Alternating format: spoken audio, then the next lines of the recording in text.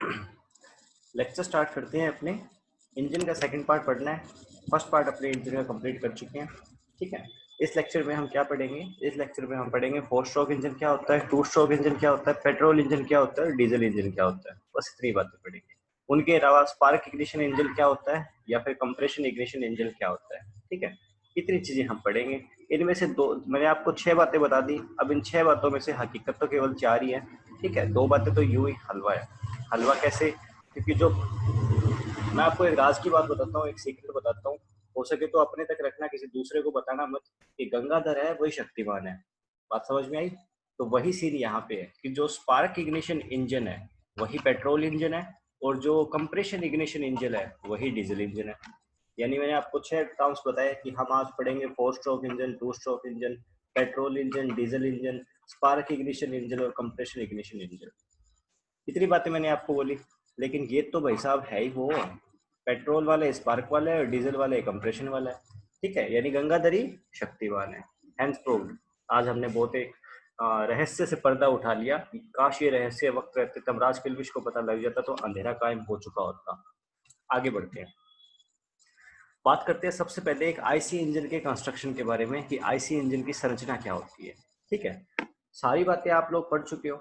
IC engine के components आप अच्छे से पढ़ चुके हो, और होपफुली आप सारे लोग दोबारा से उस लेक्चर को देख के यहाँ आ रहे हो या फिर पढ़ के कम से कम यहाँ आ रहे हो।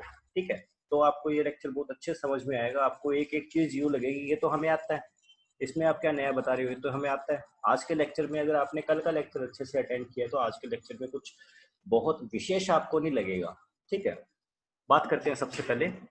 और फिर भी कोई प्रॉब्लम रहती है तो थोड़ी देर लेक्चर चलने के बाद में आपको एक वीडियो दिखाई जाएगी। उस वीडियो में आपका एक एक गिन गिन के डाउट दूर हो जाएगा। बात करते हैं सबसे पहले कि IC engine converts the reciprocal motion of piston into rotary motion of crankshaft by means of connecting road.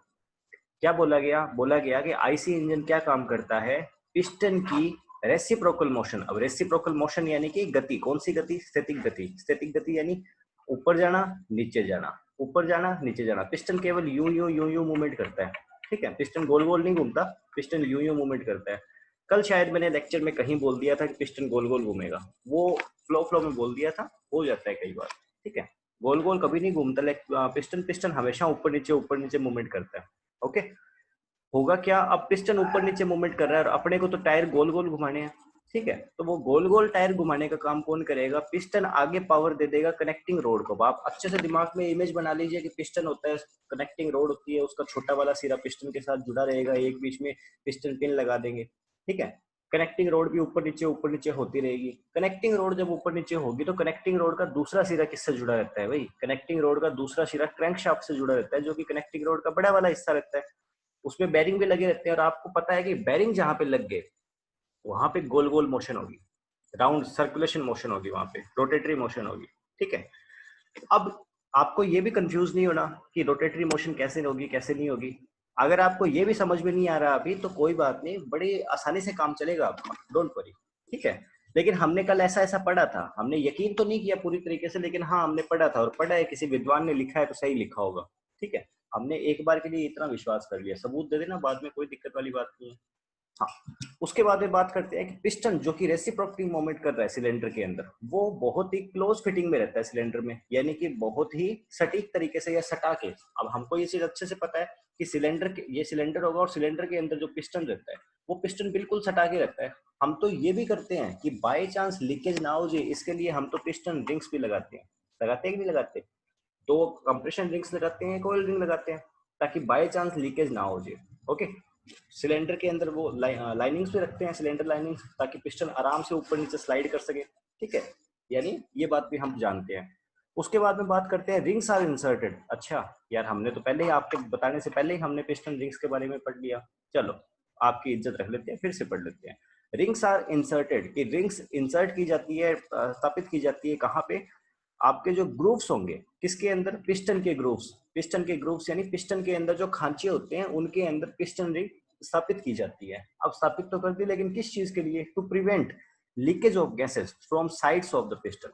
कि पिस्टन के साइड से गैसों के लीकेज को, ये गैसों के रिसाव को रोकने के लिए हम क्या करते हैं? पिस्टन के खांचों के अंदर पिस्टन रिंग्स को लगाते हैं। हमें ये बात अच्छे से पता है, हमने बड़ी डिटेल में पढ़ ली इस चीज को।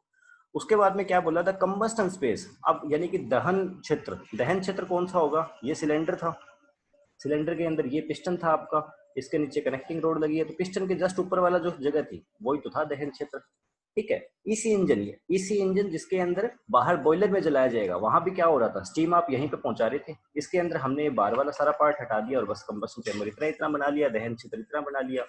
तो क्या बोला इसने कि जो दहन क्षेत्र होगा वो सिलेंडर हेड के टॉप पार्ट के अंदर पाया जाता है। अब सिलेंडर हेड हमें अच्छे से पता है, सिलेंडर हेड एक डिटेचेबल पार्ट है, इसको हम रिमूव कर सकते हैं बड़ी आसानी से। सिलेंडर हेड ही वो भाग होगा जिसके अंदर वाल्व लगे रहेंगे। अपने नॉर्मली कहते हैं ना बाल बंद कर दे बाल खोल दे, वो बाल नहीं होता, वो वाल्व होता है एक्चुअली। ठीक है, बाल अपनी लोकल लैंग्वेज में उसको बना दिया, एक्चुअली में वो वॉल्व होता है।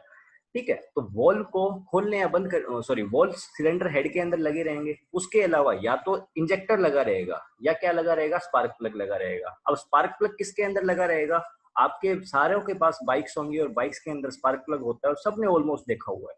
ठीक है, तो वो स्पार्क प्लग कौन से इंजन के अंदर है, आपकी बाइक का इंजन पेट्रोल इंजन है कि डीजल इंजन है, ऑब्वियसली आपकी बाइक का इंजन पेट्रोल इंजन है।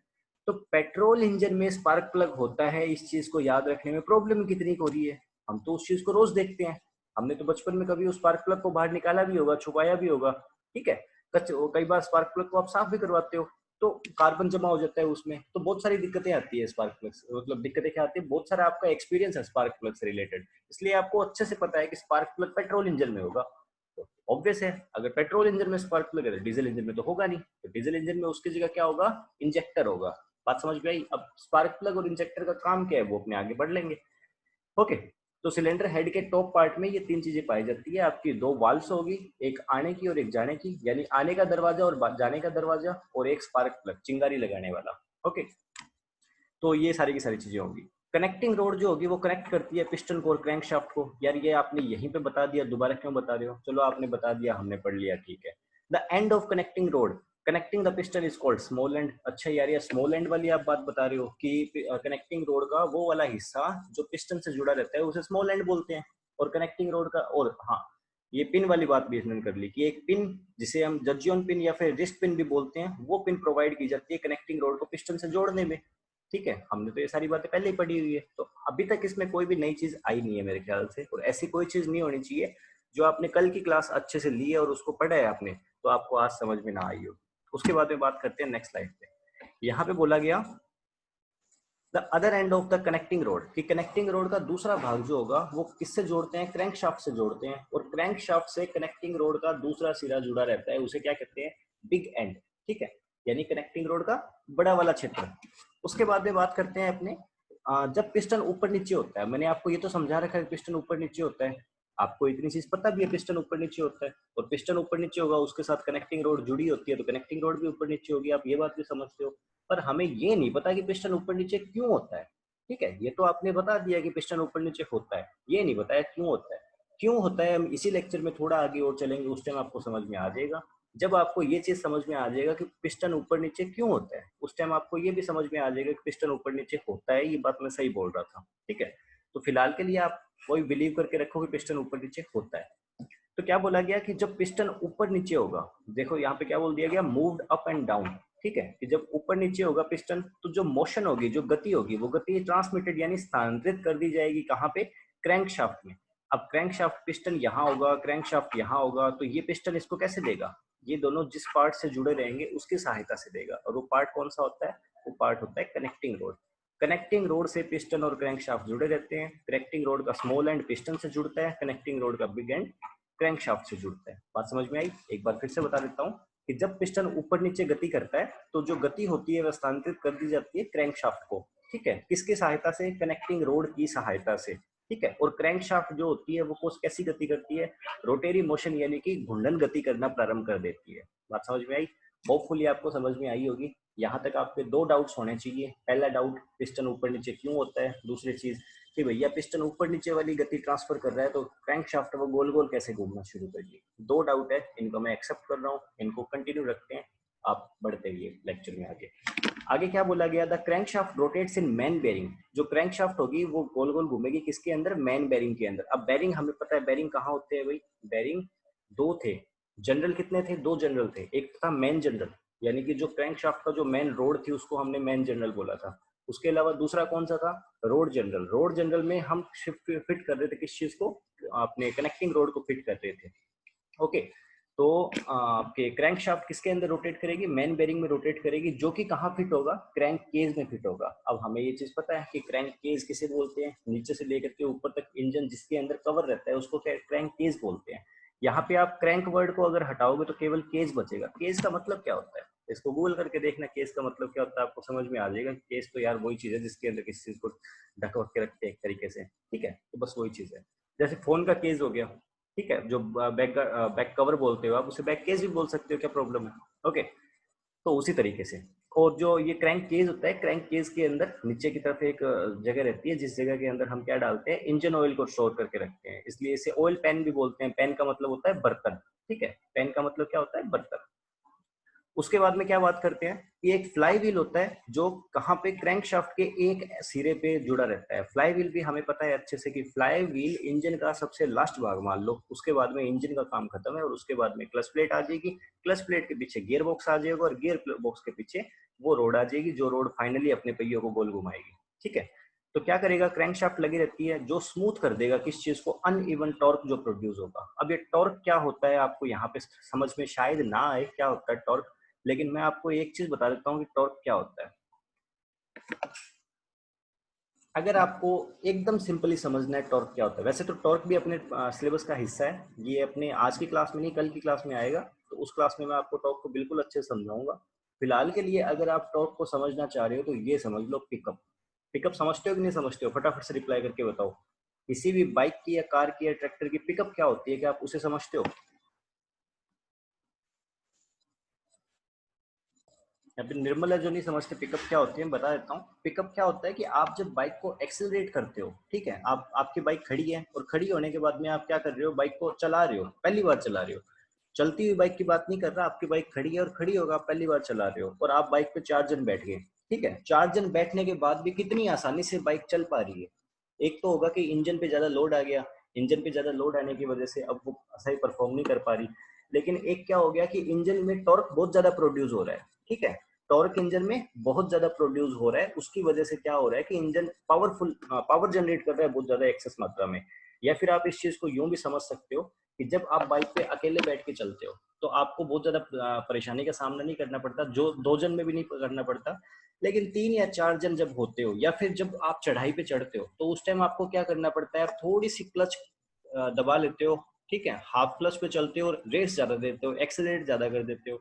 उस टाइम आपकी बाइक क्या कर रही होती है, और छोटे गियर में होते हो, बड़े गियर में नहीं होते, छोटे गियर में होते हो, उस टाइम आपकी बाइक क्या करती है, ज्यादा पावर जनरेट करती है, ज्यादा फोर्स जनरेट करती है, वही चीज क्या होती है, टॉर्क होती है, ठीक है। यानी कि वो जो इनिशियल पावर है वो चीज है टॉर्क।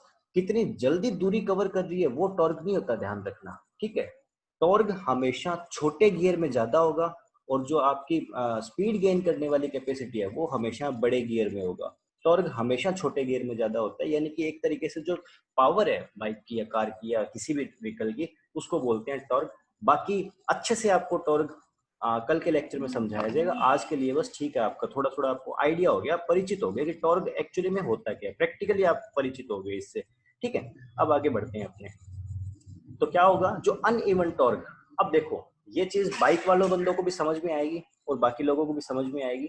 आप क्या करते हो, कई बार आप गियर शिफ्ट करते हो, आप क्या करते हो, गियर शिफ्ट करते हो। तो गियर शिफ्ट करते हो उस टाइम आप देखते हो तो अचानक से क्लच व्लच छोड़ देते हो, झटका लगता है ना एक, तो वो झटका लगता है, उस झटके को अपने बोल सकते हैं अनइवन टॉर्क, ठीक है।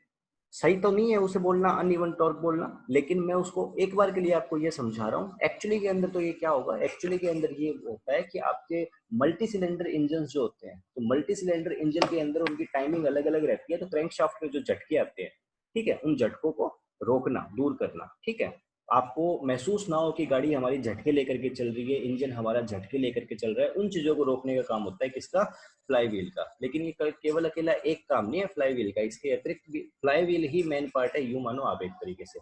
इंजन सारी की सारी पावर ला करके फ्लाई व्हील को देगा, और फ्लाई व्हील उसे क्लच की सहायता से गियर को देगा, और ट्रांसमिशन यूनिट यानी गियर बॉक्स में ट्रांसफर करेगा, और वहां से वो पावर आगे पूरे के पूरे व्हीकल्स के व्हील्स में ट्रांसफर की जाएगी। ओके, तो ये सिंपल कंसेप्ट रहता है। आगे क्या बोला गया, there is an oil sump. ये मैं आपको पहले बता चुका हूँ कि क्रैंक केस के अंदर क्या रहता है, इंजन ऑयल रहता है, ठीक है, जो कहाँ रहेगा, bottom of the engine, engine के सबसे निचले हिस्से में। अब ये क्यों बोला इसने सबसे निचले हिस्से में, क्योंकि क्रैंक केस तो भैया पूरा का पूरा कवर है ना, ऊपर से लेकर के सारा सिलेंडर हेड भी इसी में आ जाता है, क्रैंक शाफ्ट भी इसी में आ जाती है, सारी चीजें इसी में आ जाती है। तो ऊपर वाले हिस्से में नहीं, नीचे वाले हिस्से के अंदर क्या रहता है, एक ऑयल सम्प रहता है, एक ऑयल पैन रहता है, जिसके अंदर ल्यूब्रिकेटिंग ऑयल रहेगा। आप ल्यूब्रिकेटिंग ऑयल नहीं बोलते इसे, जनरली इंजन ऑयल बोलते हो। नेक्स्ट टाइम कोई सर्विस वर्विस करवाने जाओ तो उस टाइम आप देखना कि जो आप इंजन ऑयल डाल रहे हो, या फिर मेरे ख्याल से आप इसे मोबिल भी बोलते हो लोकल लैंग्वेज में, ठीक है, आप चेक कर लेना, मेरे ख्याल से यही होना चाहिए। तो इंजन ऑयल जो होगा वही ल्यूब्रिकेशन का काम करेगा, आपके कल पुर्जों में घिसावट ना आए, इस चीज का काम करता है वो, ठीक है। For lubricating different part of engine, engine के अलग अलग हिस्सों को ल्यूब्रिकेट करने के काम करेगा, एक तरीके से चिकनाई देने का काम करेगा, ओके, ताकि घिसावट ना हो बहुत ज्यादा इंजन के हिस्सों में। उसके बाद में बात करते हैं अपने हीट इंजन के क्लासिफिकेशन की। अब हीट इंजन का क्लासिफिकेशन तो हम पहले से ही पढ़ रहे थे, लेकिन यहाँ पे किस चीज के आधार पे पढ़ रहे हैं, कौन से कि फ्यूल का इग्निशन कैसे होगा, कि ईंधन का दहन कैसे होगा। अब ईंधन कौन कौन सा होता है, हम ये चीज अच्छे से जानते हैं कि तीन टाइप का हो सकता है, पेट्रोल हो सकता है, डीजल हो सकता है, कोई गैस हो सकती है, जैसे सीएनजी हो गया, एलपीजी हो गया, कुछ भी हो सकता है। लेकिन यहाँ पे हम गैस को कंसिडर नहीं करेंगे इसके बाद में से। क्यों नहीं कंसिडर करेंगे, क्योंकि मैं पहले ही बता चुका हूँ, पेट्रोल इंजन में मॉडिफिकेशन करवा के, गैस किट वगैरह लगवा के आप इसे सीएनजी इंजन में ट्रांसफर करवा सकते हो, कोई बड़ी बात नहीं है। तो पेट्रोल इंजन और सीएनजी इंजन की मैकेनिज्म ऑलमोस्ट सिमिलर रहती है, इसलिए अपने इसके बारे में ज्यादा बातचीत नहीं करेंगे। बात समझ में आई? अपने केवल बातचीत करेंगे पेट्रोल और डीजल के बारे में, ओके। तो यहाँ पे वही चीज है कि फ्यूल जलेगा कैसे, उस चीज के आधार पे इंजन की क्लासिफिकेशन। तो यहाँ पे फिर से दो बातें बोल दी गई, पहला बोल दिया गया स्पार्क इग्निशन इंजन और दूसरा बोल दिया कंप्रेशन इग्निशन इंजन। यहाँ पे मैं आपको फिर से वही चीज बोलना चाहूंगा जो मैंने कल आपको बोली थी, आपके घरों में जो गैस सिलेंडर रहता है, उस गैस सिलेंडर में एलपीजी होता है। क्या होता है? एलपीजी। फुल फॉर्म अगर एलपीजी की बात करूं तो एलपीजी की फुल फॉर्म होती है लिक्विड पेट्रोलियम गैस। अब पेट्रोलियम से पेट्रोल बाहर आया कि नहीं आया, यानी कि आपके जो गैस सिलेंडर है उसमें पेट्रोल है, वो गैस फॉर्म में है, कोई बात नहीं, लेकिन पेट्रोल है। आप उसे कैसे जलाते हो?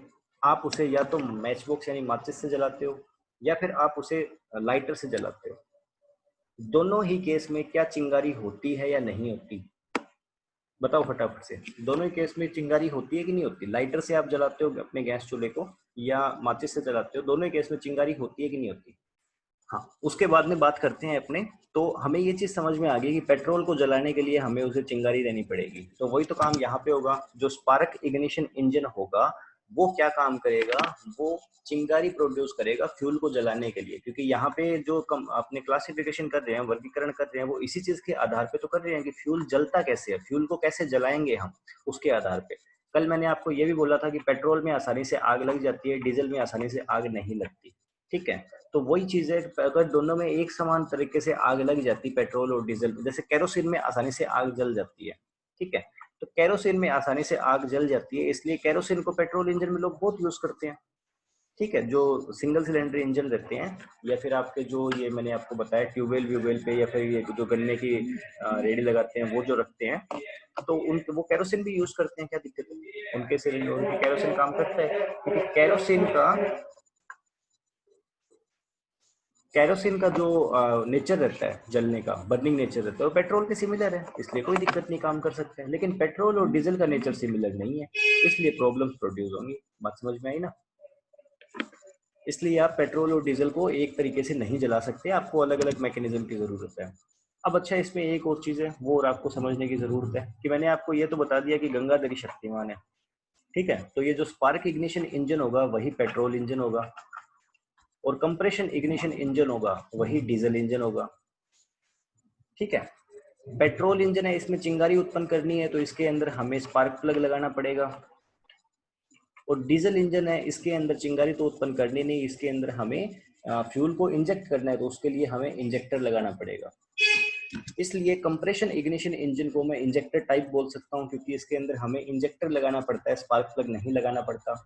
और स्पार्क इग्निशन इंजन को मैं कार्बोरेटर टाइप इंजन बोल सकता हूं, क्योंकि इसके अंदर हमें किस चीज की रिक्वायरमेंट होती है? कार्बोरेटर की रिक्वायरमेंट होती है।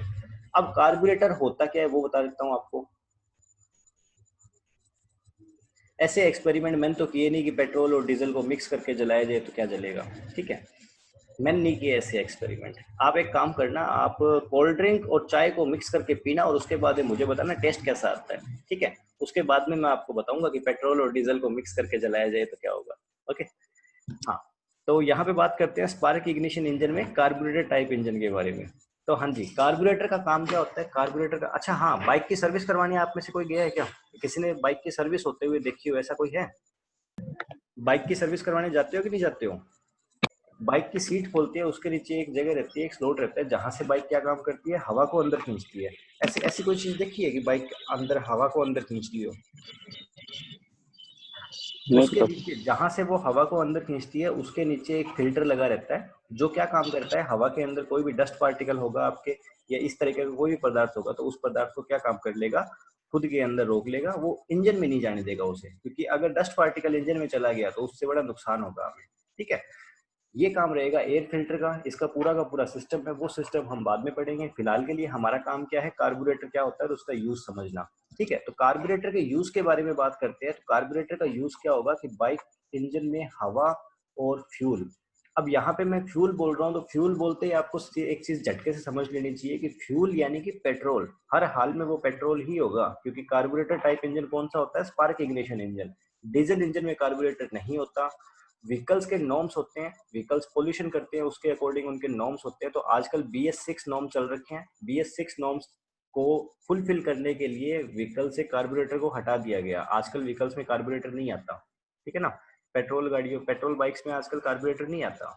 तो ये सारा सीन था, होता है कार्बोरेटर का, एयर और फ्यूल को मिक्स करने का।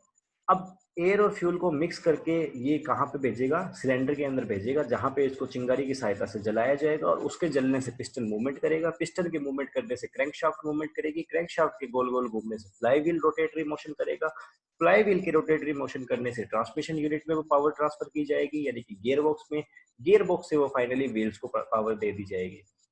ये सिंपल कंसेप्ट है। अब आप क्या करते हो, आप अगर ये नहीं किया तो ये तो डेफिनेटली किया होगा। आप कहते हो कि अब अगली बार मैकेनिक के पास जाऊंगा तो मैं उसको बोलूंगा कि भाई एवरेज सेट कर दे बाइक की, बाइक एवरेज बहुत कम दे रही है, एवरेज सेट कर दे। आप उसे बोलते हो एवरेज सेट करने के लिए, और वो आपको क्या काम करता है, वो क्या काम करेगा, वो आपके एक स्क्रू ड्राइवर लेगा, एक पेचकस लेगा, और उसकी सहायता से बाइक की टंकी के नीचे कुछ करता है। ठीक है, कुछ करता है। ये मेरे ख्याल से किसी ने डेफिनेटली देखा होगा। आप पार्टिसिपेट करना नहीं चाहते, वो एक अलग चीज है, लेकिन डेफिनेटली देखा होता है, क्योंकि ये ऐसी चीजें होती है जो बहुत कॉमन होती है। तो वो स्क्रू ड्राइवर से जो कुछ करता है, वो कुछ कहाँ करता है, वो कार्बोरेटर में ही करता है। ठीक है, और कार्बोरेटर में क्या कर देता है, एयर और फ्यूल के जो मिक्सचर होगा, उस मिक्सचर को बढ़ा देता है। यानी कि हवा ज्यादा जा रही है और फ्यूल कम जा रहा है। फ्यूल कम जा रहा है तो ऑब्वियस है कि हमारी फ्यूल की खपत बढ़ जाएगी, और खपत हमारी कम हो जाएगी फ्यूल की। तो वो कार्बोरेटर में इनके रेशो को चेंज करता है। और अगर आइडियल रेशो देखा जाए, ठीक है, अगर आदर्श रेशो देखा जाए कि एयर और फ्यूल का कितना भाग होना चाहिए, तो 15:1 इनका आइडियल रेशो यानी आदर्श अनुपात रहता है, कि 15 अनुपात में आप हवा को अंदर भेजो, 1 अनुपात में आप फ्यूल को अंदर भेजो, वो सबसे आदर्श कंडीशन है। कार्बोरेटर क्या होता है, इसका काम होता है हवा और फ्यूल को मिक्स करने का। पेट्रोल इंजन में पाया जाता है। हवा और फ्यूल को मिक्स करने के लिए आदर्श अनुपात कितना होगा, 15:1 इसका आइडियल रेशो माना जाता है। ठीक है, तो ये कुछ बातें थी स्पार्क इग्निशन इंजन के बारे में। कंप्रेशन इग्निशन इंजन के बारे में बहुत ज्यादा डिटेल में यहाँ पे आपको इसलिए नहीं बता रहा, क्योंकि ये बताने वाली नहीं, समझने वाली चीज है, तो इसको थोड़ा आगे चलने पे समझाऊंगा। एक बार आप पेट्रोल इंजन के बारे में थोड़ी थोड़ी चीजें समझ लीजिए, कंप्रेशन इग्निशन इंजन पे भी हम आएंगे। वो मैं जब दिखाऊंगा उसी टाइम समझाऊंगा, वहां पे आप समझ जाओगे। बस इतना समझना, कंप्रेशन का मतलब होता है दबाव। ठीक है, संपीड़न। कंप्रेशन का मतलब होता है दबाव, यानी इसके अंदर तो दबाव की सहायता से फ्यूल को जलाया जाएगा। इसके अंदर चिंगारी की सहायता से फ्यूल को जलाया जाएगा, यानी इसके अंदर हम कोई वो चिंगारी उत्पन्न करें, बिना चिंगारी के फ्यूल जल जाएगा। कैसे जल जाएगा वो बाद में बात करेंगे। ये डीजल इंजन होगा, इसमें ना स्पार्क प्लग पाया जाएगा, ना इसमें कार्बोरेटर पाया जाएगा। इसके अंदर इन दोनों के स्थान पे क्या पाया जाएगा, इंजेक्टर पाया जाएगा। होपफुली इतनी बातें आप लोगों को समझ में आ चुकी है। कंफर्मेशन दे देंगे तो और बढ़िया रहेगा, या फिर एक बार रुको, मैं थोड़ा और यहाँ पे पढ़ा देता हूँ आपको, उसके बाद में आगे कंफर्मेशन देना। स्पार्क और कंप्रेशन इग्निशन इंजन के बारे में बात करते हैं। सबसे पहले स्पार्क इग्निशन इंजन यानी गंगाधर, इसका शक्तिमान वाला रूप कौन सा है, पेट्रोल इंजन। या फिर मैं इसको क्या बोल सकता हूँ, इसको मैं बोल सकता हूँ आपके कार्बोरेटर टाइप इंजन। ठीक है, ये तीनों एक के नाम है। उसके बाद में बात करते हैं, तो इसके अंदर mixture of air and fuel. अब एयर एंड फ्यूल का मिक्सचर का पेट्रोल इंजन में यूज किया जाता है। कहाँ भेजा जाएगा? इंजन सिलेंडर में भेजा जाएगा। इंजन सिलेंडर के कंबस्टन चैम्बर पे यानी पिस्टन के ऊपर वाले हिस्से में भेजा जाएगा एयर और फ्यूल का मिक्सचर। एयर और फ्यूल का मिक्सचर करेगा कौन? कार्बोरेटर करेगा। ये भी बातें हमें समझ में आ गई। उसके बाद में क्या बोला गया कि जो फ्यूल जो भेज दिया गया, अब कहाँ पे भेज दिया गया? इंजन सिलेंडर के अंदर पिस्टन के ऊपर वाले हिस्से में हवा और फ्यूल के मिश्रण को भेज दिया गया। तो वहां पे उसको जलाएंगे कैसे? उसको एक स्पार्क प्लग की सहायता से जलाएंगे। स्पार्क प्लग एक चिंगारी उत्पन्न करेगा और चिंगारी की सहायता से हमारा फ्यूल जल जाएगा। इतनी बातें हमें समझ में आ गई। स्पार्क प्लग, ये वही सेम बात है, यहाँ पे वही सेम लिखा है कि spark plug producer spark, spark plug एक स्पार्क प्रोड्यूस करेगा और जो क्या करेगा? एयर फ्यूल के मिक्सचर को जला देगा। ठीक है, हवा और के फ्यूल के मिक्सचर को, मिश्रण को जला देगा। इस प्रकार के इतनी बातों में आपको अभी तक बहुत ज्यादा डाउट नहीं होना चाहिए, क्योंकि नॉर्मल सी बातें हैं, कोई बहुत ज्यादा एक्स्ट्रा ऑर्डिनरी बातें नहीं है। ये वाला जो एक पॉइंट है कि इस प्रकार के दहन को कांस्टेंट वॉल्यूम कंबस्टन कहते हैं, इसमें आपको थोड़ा सा डाउट अभी हो सकता है। तो एक बार के लिए इसे छोड़ दो, जब मैकेनिज्म पढ़ेंगे उस टाइम इस चीज को भी कवर कर लेंगे। छोड़ेंगे तो कुछ भी नहीं, एक बार के लिए इसे छोड़ दो जो दिमाग पे दबाव ले रहे हो। उसके बाद में बात करते हैं कंप्रेशन इग्निशन इंजन के बारे में। कंप्रेशन का मतलब होता है दबाव। अब इसमें क्या देखो, दिमाग, मैंने क्या बोला, क्यों दिमाग पे दबाव ले रहे हो? दबाव लेने से क्या होता है? दबाव लेने से ब्लास्ट हो जाता है, भेजा फ्राई हो जाता है। कैसे होता है बात करते हैं उसके बारे में। हाँ जी, तो कंप्रेशन इग्निशन इंजन के बारे में बात करेंगे तो यहाँ पे हवा जो होगी उसे कंप्रेस किया जाएगा। हवा को कंप्रेस करने का मतलब समझते हो आप? हवा को कंप्रेस करने का मतलब ये है कि मान लो मैं इस कमरे में बैठा हूँ, ठीक है, इस कमरे में मैंने जितनी हवा आ सकती थी उतनी हवा डाल दी। इवन इस टाइम भी जितनी हवा आ सकती है उतनी हवा है ही इस रूम में। अब मैं क्या कर रहा हूँ, मैंने सारे दरवाजे सारी खिड़कियां बिल्कुल एयर टाइट बंद कर दी, यानी कि हवा जितनी रूम में है उतनी रूम में, और अब रूम से बाहर नहीं जा सकती। और अब मैं बन गया शक्तिमान या सुपरमैन। अब मैंने क्या किया, दोनों हाथ यूं किए, कमरे की दीवारों को ना यूं एक दूसरे के पास पास लाना स्टार्ट कर दिया। समझ रहे हो? सुपरमैन या शक्तिमान इसलिए बना क्योंकि विक्रम सिंह के तौर पे तो मैं दीवारों को पास पास ला नहीं सकता, ठीक है। तो हमने क्या किया, एज्यूम किया, आप अपने एज्यूम कीजिए, एक पिक्चर इमेजिन कीजिए अपने माइंड में कि हमने कोई भी एक स्ट्रक्चर ली, उसके अंदर हवा को डाल दिया और हवा को, जितनी हवा उसमें आ सकती थी उतनी हवा को हमने डाल दिया। और अब हम उसे पिचका रहे हैं, उसको पास पास ला रहे हैं। तो उसको पास पास लाएंगे तो अंदर हवा जितनी थी हवा तो उतनी रहेगी। हवा तो ऐसा होगा नहीं कि कम हो जाएगी। तो हवा तो पूरे रूम के साइज की थी, लेकिन अब हम साइज छोटा करते चले जा रहे हैं। तो हवा क्या हो रही है? दबाव पैदा हो रहा है, हवा पे प्रेशर डेवलप हो रहा है। बात समझ में आई कि नहीं आई? हवा पे जो दबाव उत्पन्न होगा, उस दबाव उत्पन्न होने के कारण ये जो कंप्रेशन है, ठीक है, ये जो संपीड़न है, उसकी वजह से दबाव उत्पन्न होगा, और दबाव उत्पन्न होने के कारण गर्मी उत्पन्न होगी। वो हवा बहुत ज्यादा हीट में आ जाएगी। आप पे दबाव आता है, आप पे किसी चीज का प्रेशर आता है, आप क्या करते हो? आपका सर गर्म हो जाता है ना। तो उसी तरीके से क्या होगा, हवा को जब कंप्रेस किया जाएगा, उसे जब दबाया जाएगा तो वो भी गर्म हो जाएगी।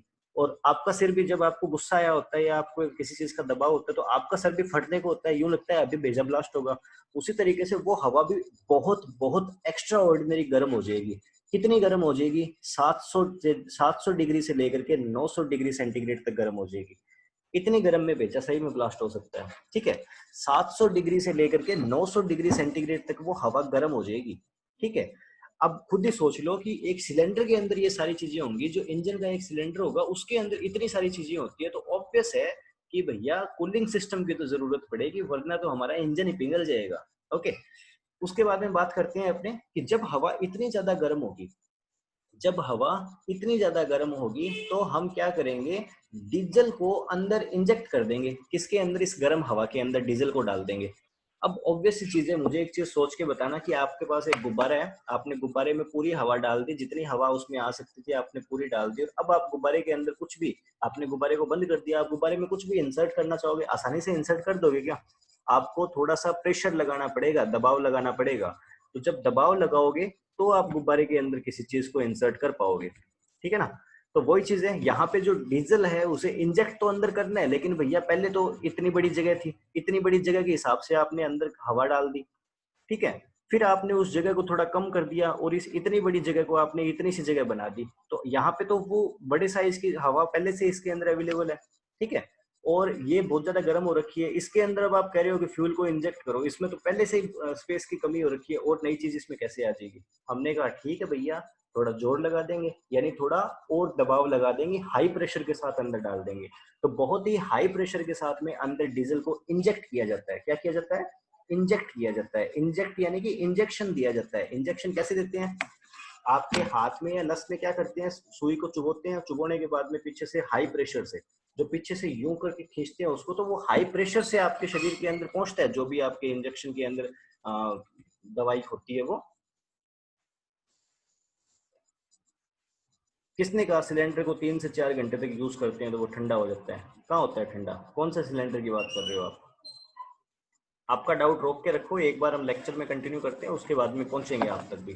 ठीक है, क्या बोला गया कि हाँ अपने यहाँ थे फाइन पार्टिकल्स में, तो इंजेक्ट किया जाएगा अंदर। इंजेक्शन से, इंजेक्ट वर्ड को आप कर सकते हो, इंजेक्शन आप अच्छे से समझते हो क्या होता है, इंजेक्ट से इंजेक्शन से आप इंजेक्ट को समझ सकते हो। तो जिस तरीके से इंजेक्शन से अंदर शरीर के कोई द्रव्य डाला जाता है, दवाई डाली जाती है, उसी तरीके से डीजल को उस कंप्रेस्ड गैस के अंदर डाला जाएगा। और इंजेक्शन से आप डालोगे तो वो बहुत बड़ी धारा के रूप में जाएगा, छोटे छोटे फाइन पार्टिकल्स के रूप में जाएगा। ऑफ कोर्स वो छोटे छोटे फाइन पार्टिकल्स यानी छोटे छोटे बूंदों के रूप में अंदर पहुंचेगा। और जब ये डीजल की छोटी छोटी बूंदे वो 700 से 900 डिग्री सेंटीग्रेड गर्म वाली हवा के संपर्क में आएगी तो वो जल जाएगी। यानी हमने बाहर से कुछ भी नहीं दिया, बाहर से हमने कोई वो स्पार्क प्लग नहीं लगाया, कोई चिंगारी नहीं पैदा करवाई, बस वो हवा ही इतनी ज्यादा गर्म हो गई थी, उसको कंप्रेस हमने जब किया तो वो हवा ही इतनी ज्यादा गर्म हो रखी थी कि वो बस जिम्मे आने को तैयार थी। अपने कई बार लोकल लैंग्वेज में कह देते हैं ना, बज्जा आने तैयार हुआ है, कि मेरे को बहुत गुस्सा आया हुआ था उस टाइम, मेरा भेजा फटने को था।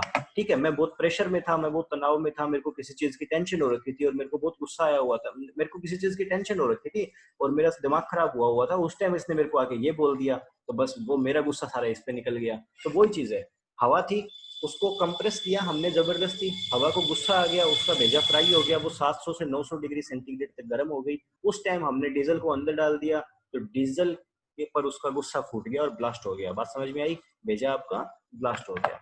ओके, तो ये कुछ कंसेप्ट रहता है डीजल इंजन का। अब वो भेजा ब्लास्ट हुआ यानी कि डीजल जल गया, डीजल के जलने से पिस्टन कैसे ऊपर नीचे मूवमेंट किया, क्रैंकशाफ्ट कैसे मूवमेंट की, वो बातें पेंडिंग है, उसके बारे में बात करेंगे आगे। धीरे धीरे करके लेक्चर में जैसे जैसे आगे बढ़ते चले जाएंगे आपके सारे डाउट्स दूर होते चले जाएंगे। उसके बाद में क्या बोल दिया गया, बहुत ज्यादा तापमान होने की वजह से फ्यूल आपका जल जाएगा। इसको कांस्टेंट प्रेशर कंबस्टन यानी कि सीपीसी भी बोलते हैं। ये क्यों बोलते हैं वो फिलहाल आपको थोड़ा सा कम समझ में आएगा, इसलिए मैं यहाँ पे एक्सप्लेन नहीं कर रहा, मैं उसको रोक के रख रहा हूँ आगे के लिए। उसके बाद में बात करते हैं, यहाँ पे आपके सामने स्पार्क, एक आपके सामने स्पार्क इग्निशन इंजन है और एक आपके सामने कंप्रेशन इग्निशन इंजन है। आपको दोनों में डिफरेंस को समझना है और सही तरीके से समझना है, क्योंकि उसके बाद में आपको काम आने वाली चीजें हैं ये। नीचे से शुरू करते हैं, क्योंकि डिफरेंस इनमें केवल ऊपर वाले पार्ट में और केवल एक ही जगह डिफरेंस है, बाकी कोई डिफरेंस नहीं है। क्या यहाँ पे क्रैंक शाफ्ट है? हाँ जी, यहाँ पे क्रैंक शाफ्ट है, ये री क्रैंक शाफ्ट, ये री क्रैंक शाफ्ट, इसमें सॉरी वो रोटेटरी मोशन है, ये क्रैंक शाफ्ट रही।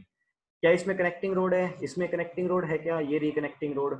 ओके। क्या इसमें सिलेंडर है? हाँ जी, इसमें भी सिलेंडर है, ये रहा सिलेंडर। ठीक है। क्या इसमें पिस्टन है? इसमें पिस्टन है, हाँ जी, ये रहा पिस्टन। इसमें यहाँ पे पिस्टन रिंग्स होगी, क्या इसमें पिस्टन रिंग्स है? हाँ जी, ये रही पिस्टन रिंग्स।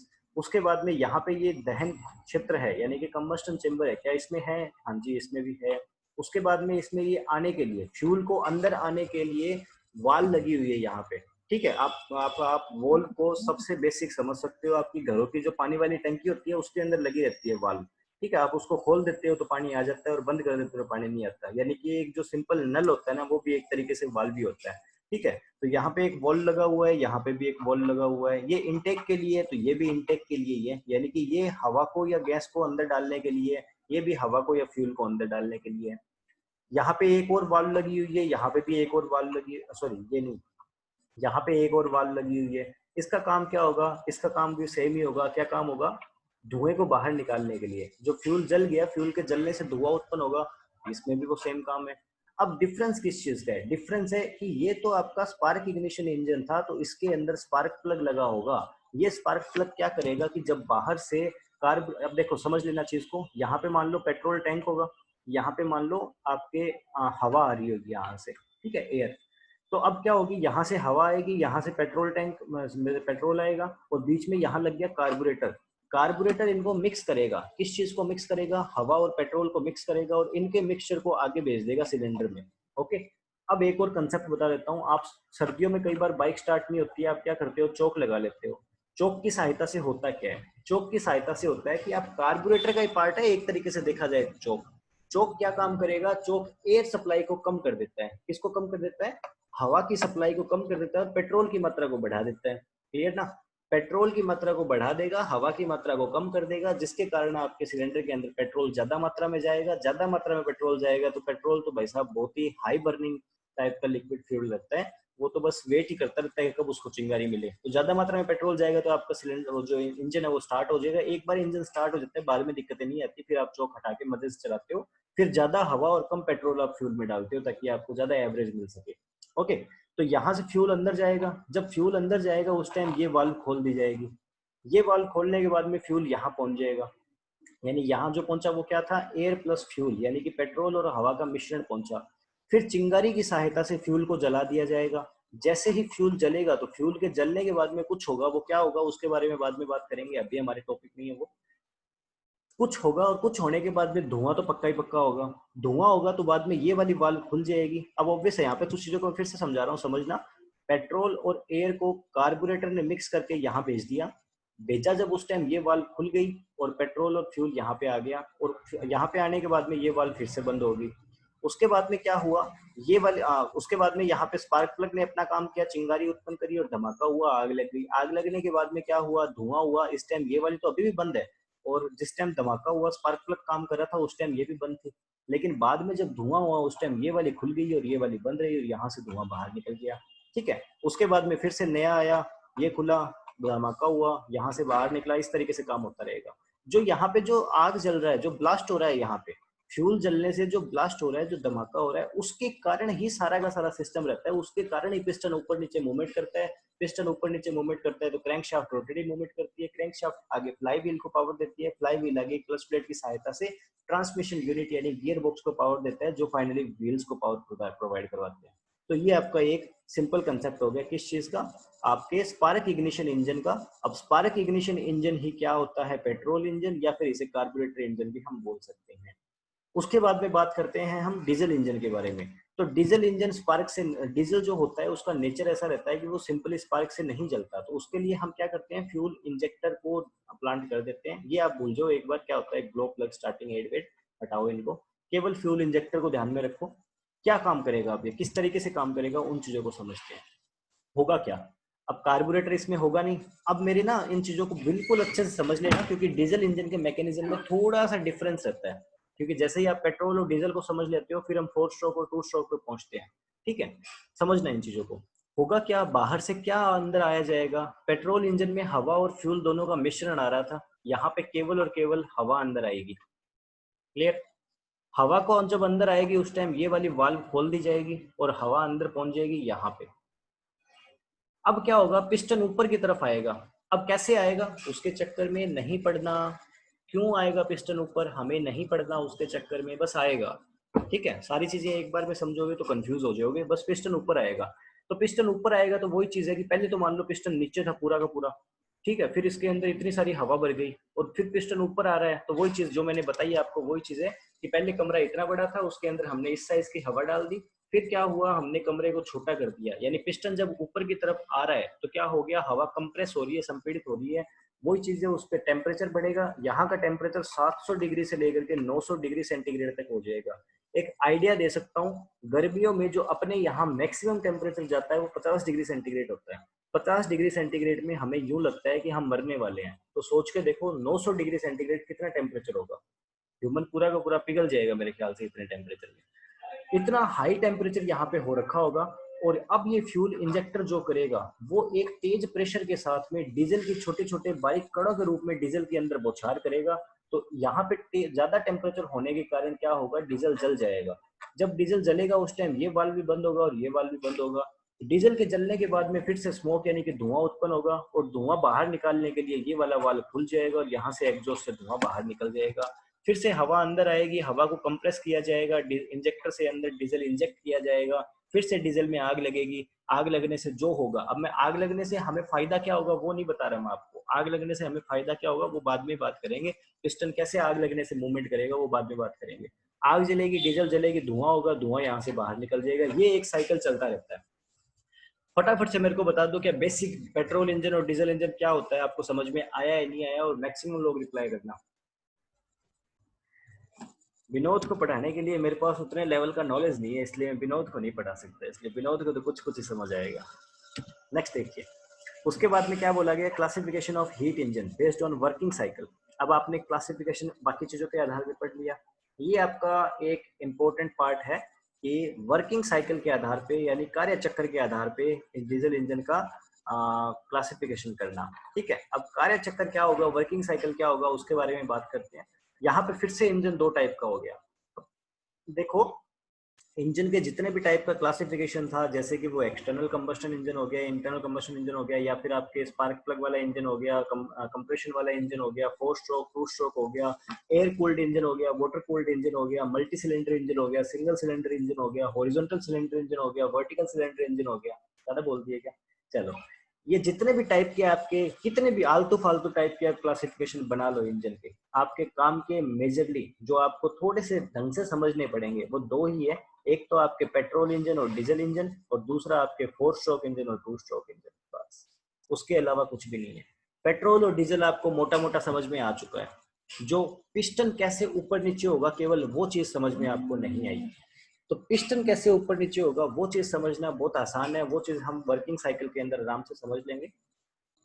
उसके बाद में बात करते हैं अपन 4 स्ट्रोक साइकिल इंजन के बारे में और 2 स्ट्रोक साइकिल इंजन के बारे में। ये सबसे क्रूशियल पार्ट है आपके इंजन का। आपने पेट्रोल इंजन और डीजल इंजन को समझ लिया, 4 स्ट्रोक और 2 स्ट्रोक को समझना आपके लिए मुश्किल नहीं रहेगा बिल्कुल भी। समझ लेते हैं इन चीजों को, क्योंकि आपने 3 स्ट्रोक तो पढ़ ही लिए। आपने सक्शन स्ट्रोक पढ़ लिया, आपने कंप्रेशन स्ट्रोक पढ़ लिया, आपने एग्जॉस्ट स्ट्रोक पढ़ लिया। आपका ले दे के एक पावर स्ट्रोक बचा है, जिसपे भी हमारा सवाल था कि पेट्रोल जलेगा तो होगा क्या। तो पेट्रोल जलेगा तो पावर स्ट्रोक होगा, डीजल जलेगा तो पावर स्ट्रोक होगा। ये हम ऑलरेडी पढ़ चुके हैं, बस हमें पता नहीं था। मतलब कि हम पढ़ चुके हैं, बस हम जानते नहीं है कि हम पढ़ चुके हैं, लेकिन हम पढ़ चुके हैं। समझे? हाँ जी।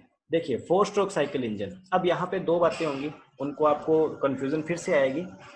यहाँ पे क्या बोल दिया गया कि 4 स्ट्रोक साइकिल इंजन तब माना जाएगा जब क्रैंक शाफ्ट के 2 बार चक्कर लग जाएंगे। क्रैंक शाफ्ट के 2 रेवोल्यूशन जब पूरे हो जाएंगे, यानी कि साइकिल जो होगा, साइकिल कौन सा, मैंने अभी आपको पीछे समझाया ना। फ्यूल अंदर आएगा, फ्यूल कंप्रेशन होगा, फिर जलाया जाएगा, फिर जलाने के बाद में धुआं बाहर निकाला जाएगा, फिर से फ्यूल आएगा, फिर से कंप्रेशन होगा, जलाया जाएगा, फिर से धुआं बाहर निकाला जाएगा। तो ये जो 4 प्रोसेस थी, फ्यूल का अंदर आना, उसको जल कंप्रेस यानी संपीड़ित किया जाना, दबाव पैदा करना उस पर, उसको जलाया जाना, और धुएं का बाहर निकल जाना, ये 4 चीजें एक प्रोसेस का पार्ट है। ये 4 चीजें मिलके एक प्रक्रिया को पूरी करती है, यानी कि एक साइकिल के अंदर ये 4 भाग हैं। बात समझ में आए? तो ये 4 भाग पूरे होने के अंदर क्रैंक शाफ्ट जो होगा वो 2 बार गोल घूम जाएगा। 1 बार, 2 बार। बात समझ में आई? क्रैंक शाफ्ट अगर 2 बार गोल घूमे तो ये 4 चीजें एक बार, 4 चीजें पूरी हो, तो हम बोलेंगे 4 स्ट्रोक साइकिल इंजन है। अगर क्रैंक शाफ्ट केवल एक बार घूम रहा है और एक बार घूमने में अगर ये चारों काम हो जाए, तो हम क्या बोलेंगे कि ये 2 स्ट्रोक साइकिल इंजन है।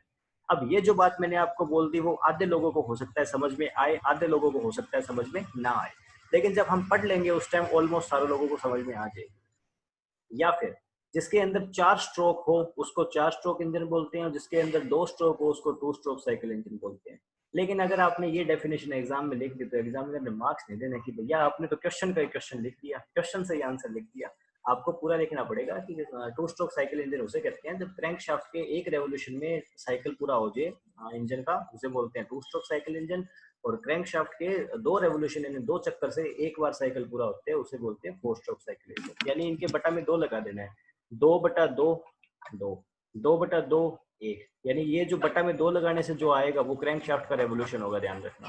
ठीक है, कि 2 बार क्रैंक शाफ्ट घूमेगी तो एक बार इसका चक्कर पूरा होगा, 2 बार, एक बार अगर क्रैंक शाफ्ट घूमेगी तो इसका एक बार आपके सारे स्ट्रोक कंप्लीट हो जाएंगे। ओके, उसके बाद में बात करते हैं अपने सबसे पहले 4 स्ट्रोक या 2 स्ट्रोक वटेवर जो भी है उनके बारे में बात करते हैं कि इनके अंदर होता क्या है और क्या नहीं होता। हाँ, mixture of fuel with correct amount of air. Hopefully आपको ये चीज समझ में आ गई कि फ्यूल को अगर हम एयर के साथ में मिक्स कर रहे हैं तो हम डेफिनेटली पेट्रोल इंजन की बात कर रहे हैं। डीजल इंजन के अंदर वो नहीं होता, डीजल इंजन में केवल हवा को अंदर डाला जाता है। एयर इज एक्सप्लोडेड, एक्सप्लोडेड का मतलब क्या हो गया, धमाका करना। ठीक है, बॉम्ब एक्सप्लोड कर दिया, बम धमाका, वही है। तो फ्यूल का भी धमाका ही हो रहा है, छोटा सा धमाका हो लेकिन धमाका तो धमाका होता है ना भाई। ठीक है, तो mixture of fuel with correct amount of air की सही मात्रा में हवा के साथ में फ्यूल के मिश्रण को इंजन सिलेंडर के अंदर एक्सप्लोड यानी कि धमाका किया जाता है, जो कि एक तरीके से एक तरफ से बंद रहता है। अब इंजन सिलेंडर एक तरफ से तो बंद रहता है, ऊपर से तो बंद रहता है, नीचे से खुला रहता है, यानी नीचे उसके पिस्टन होगा, पिस्टन के नीचे बाकी सारी चीजें रहती है। बाकी इस रिजल्ट के एक्सप्लोजन, ये जो धमाका होगा, इस धमाके के प्रभाव के कारण क्या होगा, हीट एनर्जी रिलीज होगी। कभी भी धमाका होगा हीट तो रिलीज होगी, या नॉर्मली आप पेट्रोल को यूं ही जला लो, गर्मी तो उत्पन्न होगी, हीट प्रोड्यूस होगी। तो इस हीट प्रोड्यूस होने के कारण जो गैस होगी, ऑब्वियस है गैस तो होगी ही होगी, तो जो गैस होगी उन गैसों के कणों के अंदर विस्तार आना शुरू होगा। मैंने आपको पहले ही बताया था कि जब गर्मी होती है तो आपके गैस के कण एक दूसरे से दूर दूर जाने का नेचर रखते हैं, तो ये भी एक दूसरे से दूर दूर जाने की कोशिश करेंगे। ठीक है, दूर दूर जाने की कोशिश करेंगे तो होगा क्या, पीछे चलते हैं किसी इमेज में, यहाँ पे चलते हैं, मान लो कि यहाँ पे वो आई गैस, ठीक है, इसके अंदर हमने धमाका कर दिया, धमाका कर दिया तो अब क्या हो गया कि यहाँ का टेम्परेचर बहुत ज्यादा बढ़ गया, टेम्परेचर बहुत ज्यादा बढ़ गया, और इसके अंदर जो गैस के कण है वो एक दूसरे से दूर दूर जाने की कोशिश करेंगे। तो भैया ऑब्वियस चीज है कि ऊपर तो जा नहीं सकते कहीं भी, ऊपर से तो बंद है, सारा सिस्टम ही क्लोज है ऊपर से, तो ये पिस्टन को नीचे की तरफ फेंक के मारेंगे। यूं मानो कि ऐसा हो रहा है, आप यहाँ पे खड़े हो और यहाँ पे किसी ने बम फोड़ दिया, बम फोड़ने से क्या होता है, किसी मूवी को दिमाग में याद करो कि आपके किसी बंदे के पास में बम फूट गया तो क्या होता है, वो जाता है दूर फेंक के मारता है बम, उसको हो सकता है चिचड़े चिचड़े कर दे उसके। तो उसी तरीके से क्या हो गया कि यहाँ पे क्या किया कि जैसे ही यहाँ पे धमाका हुआ, तो धमाका होने से ऊपर का तो पार्ट सारा का सारा एक तरीके से फिक्स है, वो तो हिलने डुलने की स्थिति में नहीं है। पिस्टन है जो कहता है अपन ऊपर भी होलेंगे नीचे भी होलेंगे, क्योंकि इसके अंदर हमने क्या लगा रखी है, सिलेंड्रिकल लाइनिंग्स लगा रखी है जो पिस्टन को ऊपर नीचे स्लाइड करने में मदद करता है। तो जैसे धमाका होगा ये मारेगा पिस्टन को नीचे की तरफ फेंक के, बात समझ में आई, पिस्टन को नीचे की तरफ जैसे ही फेंक के मारेगा, ये कनेक्टिंग रोड भी नीचे की तरफ जाएगी, जो इस तरीके से इसको रोटेट, इसके अंदर बैरिंग लगे होंगे तो वो बैरिंग भी गोल गोल घूमेंगे, और बैरिंग गोल गोल घूमने की वजह से जो आपकी क्रैंकशाफ्ट होगी वो क्रैंकशाफ्ट भी गोल गोल घूमेगी, क्रैंकशाफ्ट गोल घूमेगी तो वो क्या करेगी, फ्लाई व्हील को भी गोल घुमाएगी। तो इस तरीके से सारी चीजें होती है। फिर से अपने टॉपिक पे आते हैं। हाँ जी, तो यहाँ पे अपने कहाँ थे, यहाँ पे अपने यहाँ थे कि ये जो एक्सप्लोजन होगा तो हीट रिलीज होगी, धमाके के कारण गर्मी उत्पन्न होगी, गर्मी उत्पन्न होगी तो गैसेस के कण एक दूसरे से दूर दूर जाने की प्रवृत्ति रखेंगे, दूर दूर जाने की प्रवृत्ति रखेंगे तो जो क्लोज फिटेड पिस्टन होगा वो पिस्टन सिलेंडर में नीचे की तरफ चला जाएगा, सिलेंडर में नीचे की तरफ चला जाएगा, पिस्टन नीचे की तरफ चला जाएगा तो क्या होगा, जो क्रैंकशाफ्ट होगी उसको कनेक्टिंग रोड के द्वारा गति प्रदान की जाएगी, गति प्रदान की जाएगी तो क्रैंकशाफ्ट क्या हो जाएगी, रोटेट करने लग जाएगी, यानी घूर्णन गति करने लग जाएगी, और फ्लाई व्हील को भी घुमाना शुरू कर देगी जो कि उसके साथ जुड़ा रहता है।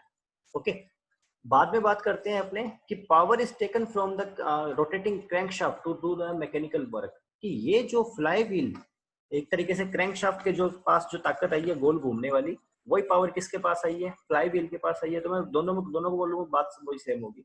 तो ये जो फ्लाई व्हील के पास है कनेक्टिंग सॉरी आपके क्रैंकशाफ्ट के पास जो पावर आती है, उस पावर से हम यांत्रिक कार्य कर सकते हैं। बात समझ में आई कि नहीं आई? पिस्टन के अंदर जो धमाका हो रहा है वो पिस्टन ऊपर नीचे हो रहा है तो उससे कोई यांत्रिक कार्य नहीं हो पाएगा, क्रैंकशाफ्ट गोल गोल घूम रही है और गोल घूमने वाली जो गति है उससे हम सारे के सारे यांत्रिक काम कर सकते हैं। किस तरीके से कर सकते हैं उन चीजों को समझना। अगर मुझे ट्रैक्टर को चलाना है तो मुझे उसका पहिया गोल घुमाना है, गोल घुमाना है तो मतलब घूर्णन गति की आवश्यकता है। अगर मुझे रोटावेटर चलाना है, रोटावेटर जो लोग नहीं समझते वो कोई दिक्कत वाली बात नहीं, हम लेक्चर में आगे बढ़ते चले जाएंगे उस टाइम वो भी समझ लेंगे, लेकिन फिलहाल जो समझते हैं उनको बता रहा हूँ मैं। रोटावेटर चलाना है तो रोटावेटर के भी जो आपके ब्लेड रहती है वो गोल गोल ही घूमती है तो उसको भी गोल ही घुमाना है। अगर हमें थ्रेसर चलाना है तो थ्रेसर के फैन बेल्ट भी गोल ही घूमते हैं, उसको भी गोल ही चलाना है। अगर मुझे आटा पीसने की चक्की चलानी है तो उसका भी जो कपाट होता है उसको भी गोल ही घुमाना रहता है। अगर मुझे आपके चाफ कटर मशीन चलानी है तो उसका जो पहिया होता है उसको भी गोल ही घुमाना होता है। अगर मुझे ट्यूबवेल चलानी है इरिगेशन करने के लिए तो ट्यूबवेल को भी गोल ही घुमाना होता है। तो मतलब कि जितनी भी मशीनें हैं वो मशीनें एक्चुअली में गोल ही घूमती है रे बाबा। बात समझ में आई कि नहीं आई कि गोल घूमने से कितना काम होगा। और एक मोटी मोटी चीज अगर देखी जाए तो दुनिया भी गोल ही है, ठीक है, मैं भी तो गोल ही हूँ, लौट घूम फिर के आपके पास पहुंच ही जाता हूँ बार बार, ठीक है। तो बस वही चीज है। अब बताओ मुझे ये सारी चीजें समझ में आई कि नहीं आई कि गोल घूमने का क्या गोल गोल झोल है, गोल में बहुत झोल अरे बाबा है। हाँ जी, उसके बाद में बात करते हैं कि ये जो कंटिन्यूस रोटेशन होते रहेंगे यानी क्या होगा, फ्यूल आता रहेगा, धमाका होता रहेगा, पिस्टन ऊपर नीचे होता रहेगा, क्रैंक और पिस्टन ऊपर नीचे होने से आपकी कनेक्टिंग रोड भी ऊपर नीचे होती रहेगी, कनेक्टिंग रोड के बड़े वाले हिस्से में बेरिंग लगा रहता है तो बेरिंग के कारण वहां पे घूर्णन गति होती रहेगी। जब वहां पे घूर्णन गति होगी तो आपके क्रैंकशाफ्ट भी घूर्णन गति करेगी, फ्लाई व्हील भी घूर्णन गति करेगा। तो ये सारी की सारी चीजें होती रहेंगी अगर अपना इंजन लगातार चलता रहेगा तो। ठीक है, ये रिपीट होती रहेगी प्रोसेस लगातार, तो ये सारी की सारी चीजें होती रहेंगी। इन एक्सप्लोजन होने से पहले जितने भी गैस होगी सिलेंडर के अंदर उनको बाहर निकाल दिया जाता है। और बाहर कैसे निकालते हैं? एग्जॉस्ट वाल्व से। ठीक है, जो बाहर निकालने वाला वाल्व था ना एग्जॉस्ट वाल्व, वहां से इन सारी की सारी गैसेस के जो धुएं वगैरह हो गए उनको बाहर निकाल देंगे और फिर फ्रेश फ्यूल अंदर डाल देंगे। और फ्रेश फ्यूल अंदर डालने से फिर से वही करेंगे, उनको फिर से आग जलाएंगे, फिर से सारा सिस्टम करेंगे। सीक्वेंस की बात कर लेते हैं, वर्किंग साइकिल के बारे में बात कर लेते हैं इंजन के। तो 4 इसके अंदर पार्ट रहते हैं। सबसे पहले क्या होगा? एयर, या तो अकेली हवा या फिर हवा या फ्यूल के मिक्सचर को। अब बस ये छोटी छोटी चीजें हैं वो आपको समझ में आनी चाहिए। जैसे छोटी चीज क्या होगी? एयर का मतलब अगर अकेली हवा डाल रहे हैं तो अंदर डीजल इंजन की बात कर रहे हैं। एयर और फ्यूल के मिक्सचर को डाल रहे हैं तो हम पेट्रोल इंजन की बात कर रहे हैं। ये छोटी छोटी आपको चीजें हैं वो समझ में आना जरूरी है। सारी चीजें तो एक बार में कैसे समझ आएगी? इनसाइड द इंजन सिलेंडर की, इंजन सिलेंडर के अंदर या तो हम केवल हवा को या हवा या फ्यूल के मिश्रण को डालते हैं, जिसको हम क्या बोल देते हैं? सक्शन बोल देते हैं। सक्शन को हिंदी में क्या बोलते हैं? चूषण। ठीक है, चूषण के बारे में अगर बात करें तो क्या होता है? आप कोई भी कोल्ड ड्रिंक पीते हो, कोल्ड ड्रिंक पीते हो उसमें स्ट्रो डाल के पीते हो, आप क्या करते हो? उसे सक सकते हो। आप उसे तभी सक कर पाओगे जब आपका माउथ एम्प्टी होगा, आपके माउथ में वैक्यूम होगा, निर्वात होगा, तभी आप उसे सक कर पाओगे। उसी तरीके से इस टाइम सिलेंडर खाली रहता है, सिलेंडर के अंदर कुछ भी नहीं होगा। जैसे आप इस चीज को समझने के लिए फिर से इंजेक्शन को समझ सकते हो। खाली टिक्का होगा तो खाली टिक्के को हम पीछे की तरफ खींचते हैं, तो वो क्या करता है? वो वैक्यूम होता है, उसके अंदर कोई हवा नहीं होती, जिसकी वजह से वो दूसरे लिक्विड को अपने अंदर खींच लेता है। उसी तरीके से क्या होगा? पिस्टन भी नीचे की तरफ जाएगा, इनलेट वाल्व खोल दिया जाएगा, तो क्या कर लेगा? हम हवा को या हवा या फ्यूल के मिश्रण को अंदर की तरफ खींच लेंगे। अंदर की तरफ खींचने के बाद में अब पिस्टन नीचे की तरफ गया था इस कंडीशन में, उसके बाद में क्या करेगा? पिस्टन फिर से ऊपर की तरफ आएगा, तो जो हवा और फ्यूल का मिश्रण होगा उसका कंप्रेशन किया जाएगा, यानी उसको दबाव में लाया जाएगा। दबाव में लाने के बाद में अगर क्या होगा? अगर आपका क्या है, केवल डीजल इंजन है जिसके अंदर केवल हवा को हमने संपीड़ित किया है या हवा को दबाव में लेके आए हैं, तो वहां पे हम क्या करेंगे? फ्यूल को इंजेक्ट करेंगे, यानी डीजल को इंजेक्ट करेंगे, और हवा के हाई टेम्परेचर के कारण वो अपने आप ही जल जाएगा। अपने आप जल जाएगा तो धमाका होगा, धमाका होगा तो पिस्टन को दूर फेंक के मारेगा, पिस्टन फिर से नीचे की तरफ जाएगा। ठीक है, नीचे की तरफ जाने के बाद में अब धमाका हुआ तो गैस बन गई, धुआं बन गया, तो पिस्टन फिर से ऊपर की तरफ आएगा, तो इस बार एग्जॉस्ट वाल्व खुल जाएगी और धुआं बाहर निकाल दिया जाएगा। ठीक है, तो ये जो तीसरा स्ट्रोक होगा इसको पावर स्ट्रोक बोल देंगे, क्योंकि इसके अंदर पावर मिल रही है। और चौथा जो होगा उसको एग्जॉस्ट स्ट्रोक बोल देते हैं, जिसके अंदर धुआं बाहर निकाल दिया जाएगा। अगर वो एयर फ्यूल का मिश्रण हमने कंप्रेस किया होगा तो वहां पे हम स्पार्क प्लग की सहायता से कर देंगे विस्फोट। बात समझ में आई? उसके बाद में बात करते हैं 4 स्ट्रोक साइकिल इंजन के बारे में। अब यहाँ पे कोई भी नई बात नहीं है, यहाँ पे वही बातें हैं जो आपने अभी तक पढ़ी है। ये 4 स्ट्रोक साइकिल इंजन के अंदर 4 प्रकार की चीजें होती है। सक्शन यानी कि चूषण, कंप्रेशन यानी संपीड़न, पावर यानी शक्ति, और एग्जॉस्ट यानी कि बाहर निकाल देना। ठीक है, takes place inside the engine cylinder. Engine cylinder के अंदर ये 4 चीजें होती हैं। अगर मैं बात करूं इसके अंदर, तो 4 स्ट्रोक जो पिस्टन होंगे, पिस्टन के जो 4 स्ट्रोक होंगे वो क्रैंकशाफ्ट के 2 रेवोल्यूशन के अंदर कंप्लीट हो जाते हैं। इसके अंदर वाल्व लगी रहती है आने के लिए और जाने के लिए, फ्यूल को और हवा या फ्यूल के मिश्रण को सिलेंडर के अंदर लाने के लिए, और जली हुई गैसों को बाहर निकालने के लिए वाल्व लगी रहती है। उनके अलावा बात करेंगे तो ये जो वाल्व रहती है वो कैम शाफ्ट की सहायता से अपने खोली या बंद की जाती है। मैंने कल आपको कैम शाफ्ट दिखाई थी, एक शाफ्ट थी जिसके ऊपर सर्कुलर चीजें लगी थी और एक साइड से वो नुकीली थी। तो जो ये नुकीली वाला हिस्सा जैसे टच करेगा वाल्व को तो वाल्व खुल जाएगी, और ये नुकीले वाला हिस्सा जैसे फिर से रोटेट करेगा तो वाल्व फिर से बंद हो जाएगी। कैम शाफ्ट का जो गियर था वो आपके क्रैंक शाफ्ट के कंपेरिजन में साइज में डबल था, तो इसकी स्पीड जो थी वो आपके किसके कंपेरिजन में क्या होगी? आधी होगी। क्रैंक शाफ्ट की स्पीड के कंपेरिजन में आधी होगी। कैम शाफ्ट किसकी सहायता से चलाया जाता है? क्रैंक शाफ्ट की सहायता से चलाया जाता है, सुटेबल गियर या फिर चेन की सहायता से। ये चीजें मैंने आपको कल समझा चुका हूँ। कैम शाफ्ट की जो स्पीड होती है वो क्रैंक शाफ्ट की तुलना में आधी होती है, ये मैं आपको कल अच्छे से समझा चुका हूँ। आज भी मैंने अभी जस्ट आपको ये चीजें जस्ट बताई है। आईसी इंजन के अंदर 4 स्ट्रोक होंगे: suction stroke, compression stroke, power stroke, exhaust stroke. अब इनको वन बाय वन देख लेते हैं। ये वाली इमेज मैंने डाल दी, आप लोग इसको बाद में देख लेना, आपको समझ में आ जाएगी। एग्जाम में बनानी होती है ना आपको इमेज, तो ये एग्जाम में बनाने वाली इमेज है। आपको डायग्राम के तौर पे इस वाली इमेज को ध्यान में रखना पड़ेगा। इसको मैं ज्यादा पढ़ा नहीं रहा एक बार के लिए, क्योंकि इसको आप खुद से समझना। जब मैं सारी चीजें पढ़ा दूं फिर इस वाली इमेज को आप अपने आप से समझना। अगर आपको समझ में आएगी तो मतलब काम हो गया। अपने यहाँ पे बात करते हैं क्या होगा। सबसे पहले हवा और फ्यूल अंदर की तरफ आएंगे, उस टाइम क्या होगा? पिस्टन ऊपर की तरफ होगा। ठीक है, यहाँ होगा मान लो पिस्टन। अब क्या हो गया? कैम शाफ्ट के यहाँ पे अगर आप देखोगे तो यहाँ पे एक नुकीला सिरा दिखाई दे रहा है और इस टाइम पे नुकीला सिरा यहाँ पे, मतलब ये नुकीला सिरा बिल्कुल इस जगह पे टच नहीं कर रखा है, इसलिए ये वाली वाल्व बंद है, ठीक है। जबकि इसके अंदर क्या हो रखा है, नुकीला सिरा यहाँ पे टच कर रहा है कैम शाफ्ट वाला, इसलिए ये वाली वाल्व क्या होगी, खुल गई, ठीक है। ये पहला स्ट्रोक है, इनटेक स्ट्रोक भी बोलते हैं इसे, सक्शन स्ट्रोक भी बोलते हैं। इसके अंदर क्या होगा, हवा या फ्यूल का मिश्रण अंदर की तरफ आ जाएगा, क्योंकि पिस्टन नीचे की तरफ जा रहा है, नीचे की तरफ जा रहा है तो वही चीज है कि आपके इंजेक्शन को आप पीछे की तरफ खींच रहे हो तो उसके अंदर लिक्विड आ जाएगा। वही चीज है कि यहाँ पे भी क्या हो गया, अपने पिस्टन को नीचे की तरफ खींच रहे हैं तो एक सक्शन क्रिएट होगा और उसकी वजह से हवा या फ्यूल का मिश्रण अंदर की तरफ आ जाएगा।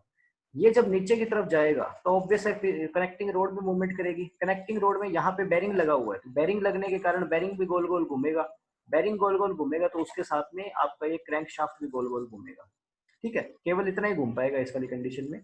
उसके बाद में यहाँ पे क्या हो गया, अंदर आ गया। अब अंदर आने के बाद में क्या होगा, ये यहाँ से और ज्यादा आगे की तरफ जाएगी, यहाँ से और आगे की तरफ जाने की कोशिश करेगी क्रैंक शाफ्ट, जैसे कि आप इस इमेज में देख रहे हो क्रैंक शाफ्ट आगे की तरफ जाने की कोशिश करेगी। तो क्या होगा, ये कनेक्टिंग रोड ऊपर की तरफ जाएगी, ठीक है। कनेक्टिंग रोड ऊपर की तरफ जाएगी तो पिस्टन भी आपका ऊपर की तरफ जाएगा। अब क्या था, आप देखो कि इतने साइज के अंदर क्या हो रखा था, आपके हवा और गैस का मिश्रण या फिर अकेली हवा इकट्ठी हो रखी थी और अब हमने क्या कर दिया, उसको ऊपर की तरफ डाल दिया, तो वो केवल इतने से स्पेस के अंदर कंप्रेस होगी।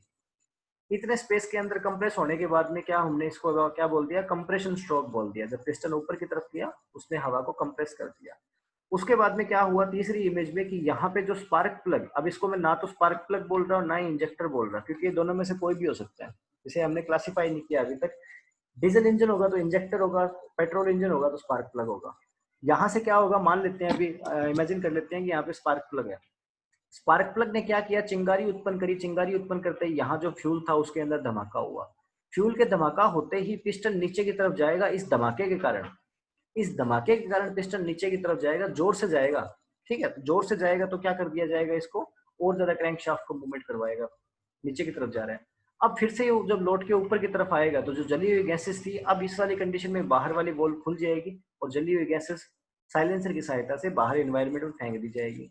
उसके बाद में फिर से क्या होगा, ये वाले वॉल्व दोनों बंद हो जाएंगे, फिर से इसके बाद में ये स्टेप्स रिपीट होंगे। फिर से आपका खुलेगा, अंदर हवा आएगी, फिर से इसको कंप्रेस किया जाएगा, फिर से बर्न होगा, पिस्टन को नीचे की तरफ फेंक के मारेगा।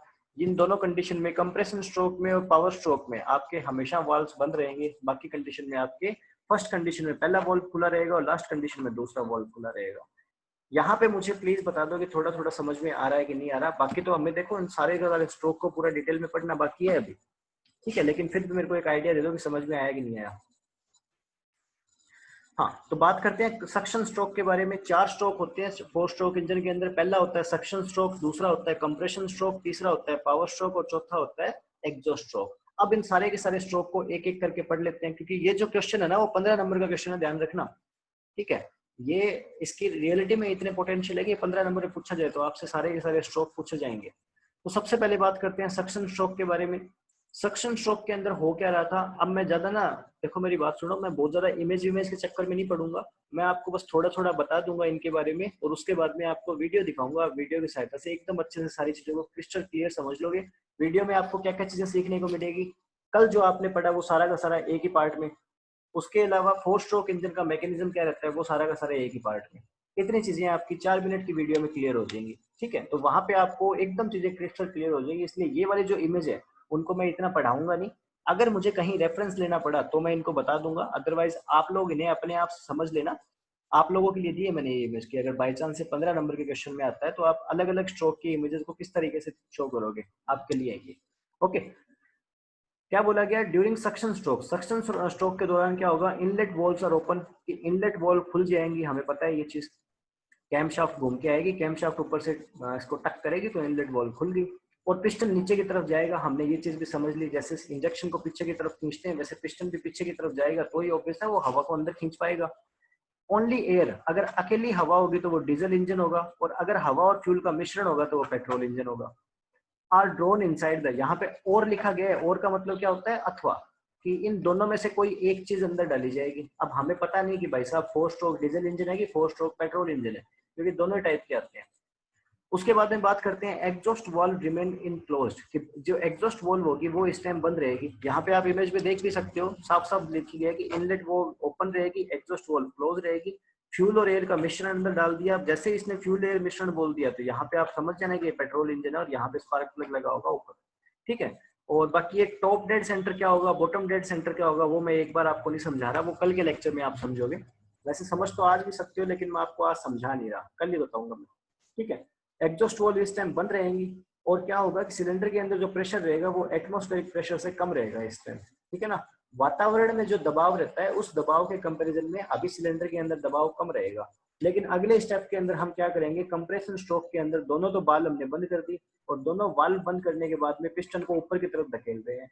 पिस्टन को ऊपर की तरफ धकेलेंगे, क्या बोला गया, पिस्टन मूव्स अपवर्ड, पिस्टन ऊपर की तरफ जाएगा, पिस्टन ऊपर की तरफ जाएगा और दोनों के दोनों वाल्व आपकी बंद रहेगी। पिस्टन ऊपर की तरफ जाएगा तो ऊपर तो गैस को निकलने के लिए कहीं जगह नहीं है, नीचे से वो आ रहा है पिस्टन ऊपर की तरफ, तो ऑब्वियस है कि गैस क्या होना शुरू हो जाएगी, कंप्रेस होना स्टार्ट कर देगी। हवा या हवा फ्यूल का जो मिश्रण होगा वो कंप्रेस होना स्टार्ट कर देगा। वो कंप्रेस होना स्टार्ट कर देगा तो उससे नुकसान क्या होगा कि उसमें हीट प्रोड्यूस होगी बहुत ज्यादा।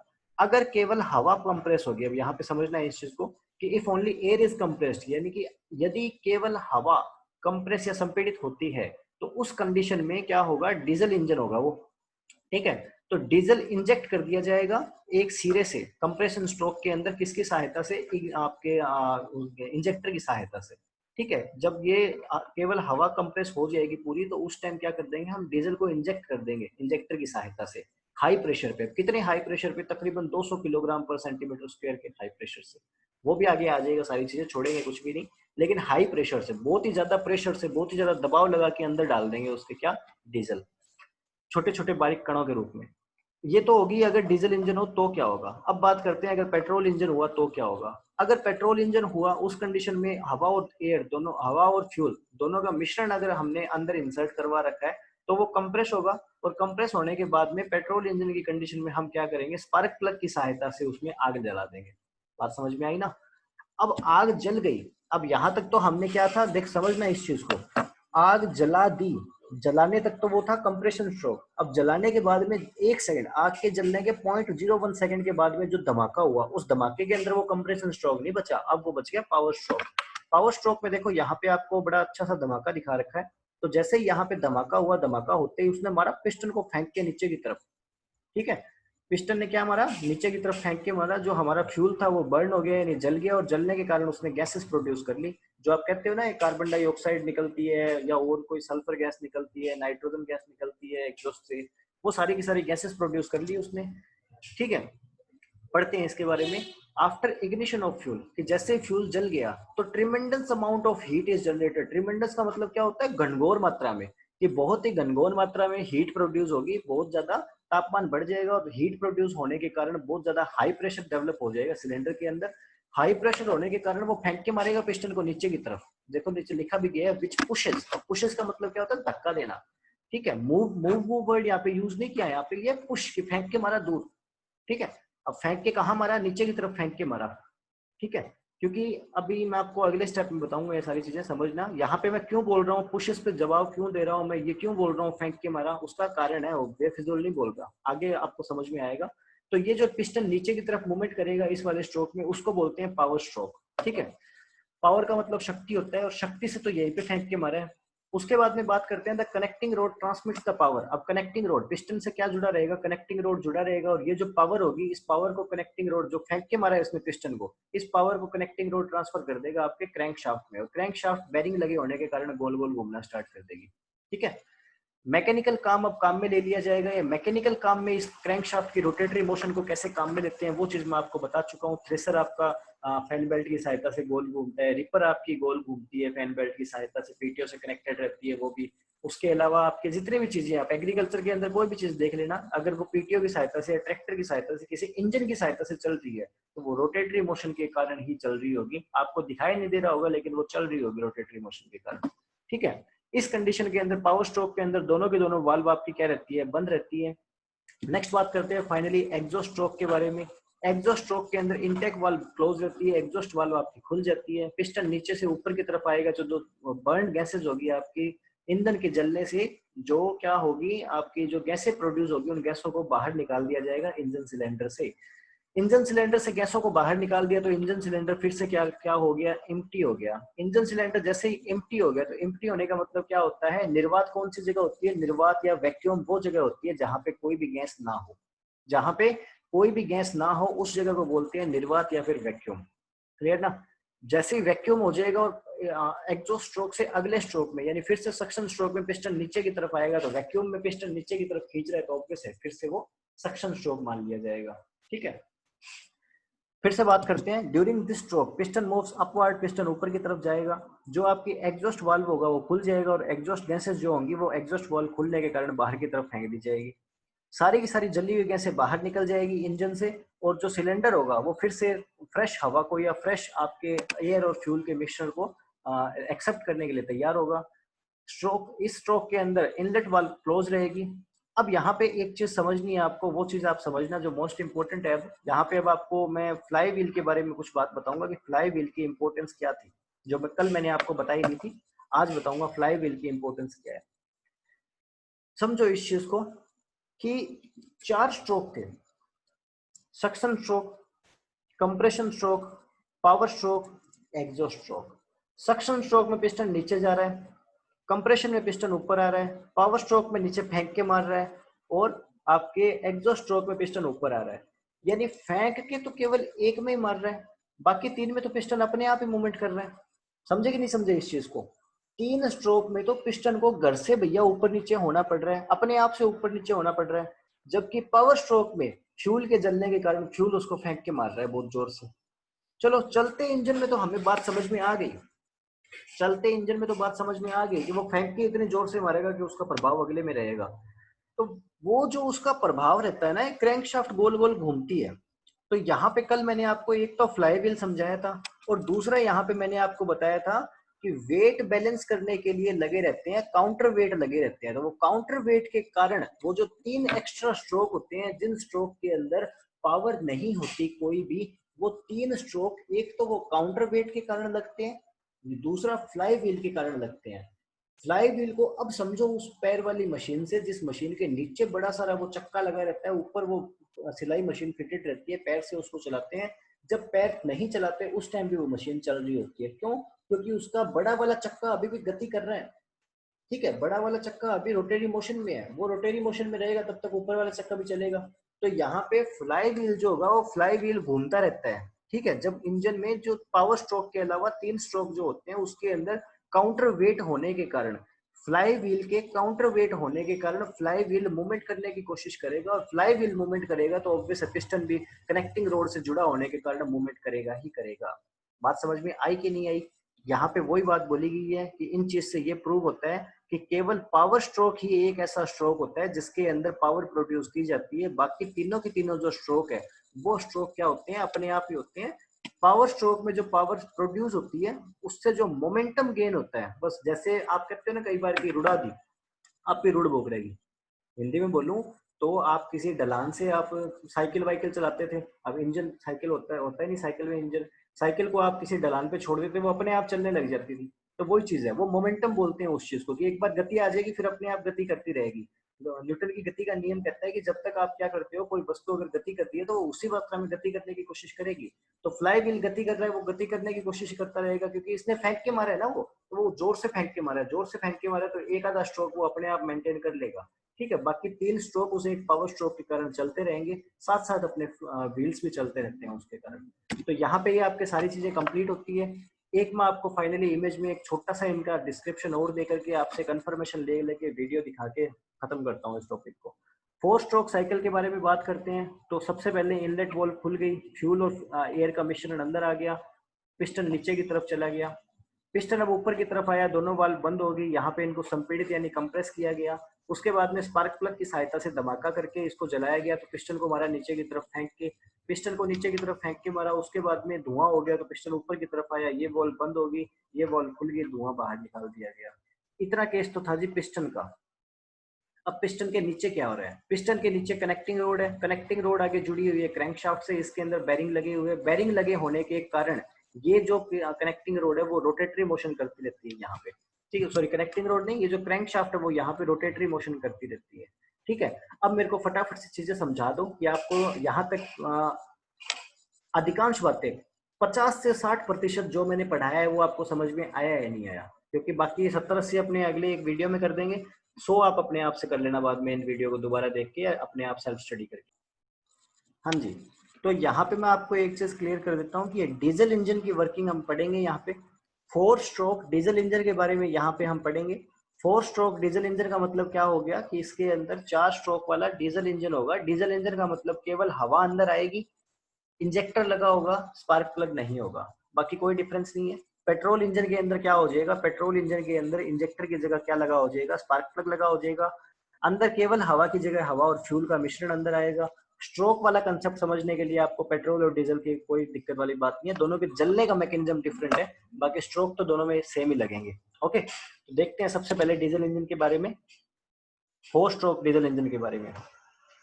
यहाँ पे सबसे पहले अगर मैं बात करूं तो आपके सामने क्या चीज दे दी गई, सबसे पहले सिलेंडर ब्लॉक दे दिए गए। अब आपको सारी चीजें रिकॉल करनी है, कल आपने जो भी पढ़ा था सारी चीजें आपने याद करनी है फिर से। सबसे पहले सिलेंडर ब्लॉक दे दिए गए, तो सिलेंडर ब्लॉक क्या हम नहीं जानते क्या होते हैं, बिल्कुल हम जानते हैं। जो सिलेंडर की जो बाहर वाली दीवारें होती है उनको कहते हैं सिलेंडर ब्लॉक। इनके अंदर क्या रहते हैं, वाटर जैकेट रहते हैं, ताकि वो सिलेंडर के टेम्परेचर को कम कर पाए। अगर वाटर जैकेट्स नहीं होंगे, एयर कूल्ड सिलेंडर होगा, तो उसके अंदर क्या रहेगा, फिन्स यानी पंखे लगे रहेंगे। कूलिंग जैकेट होगी, बता दी मैंने ऑलरेडी। उसके नीचे अगर बात करेंगे तो नीचे क्रैंक केस लगा रहता है।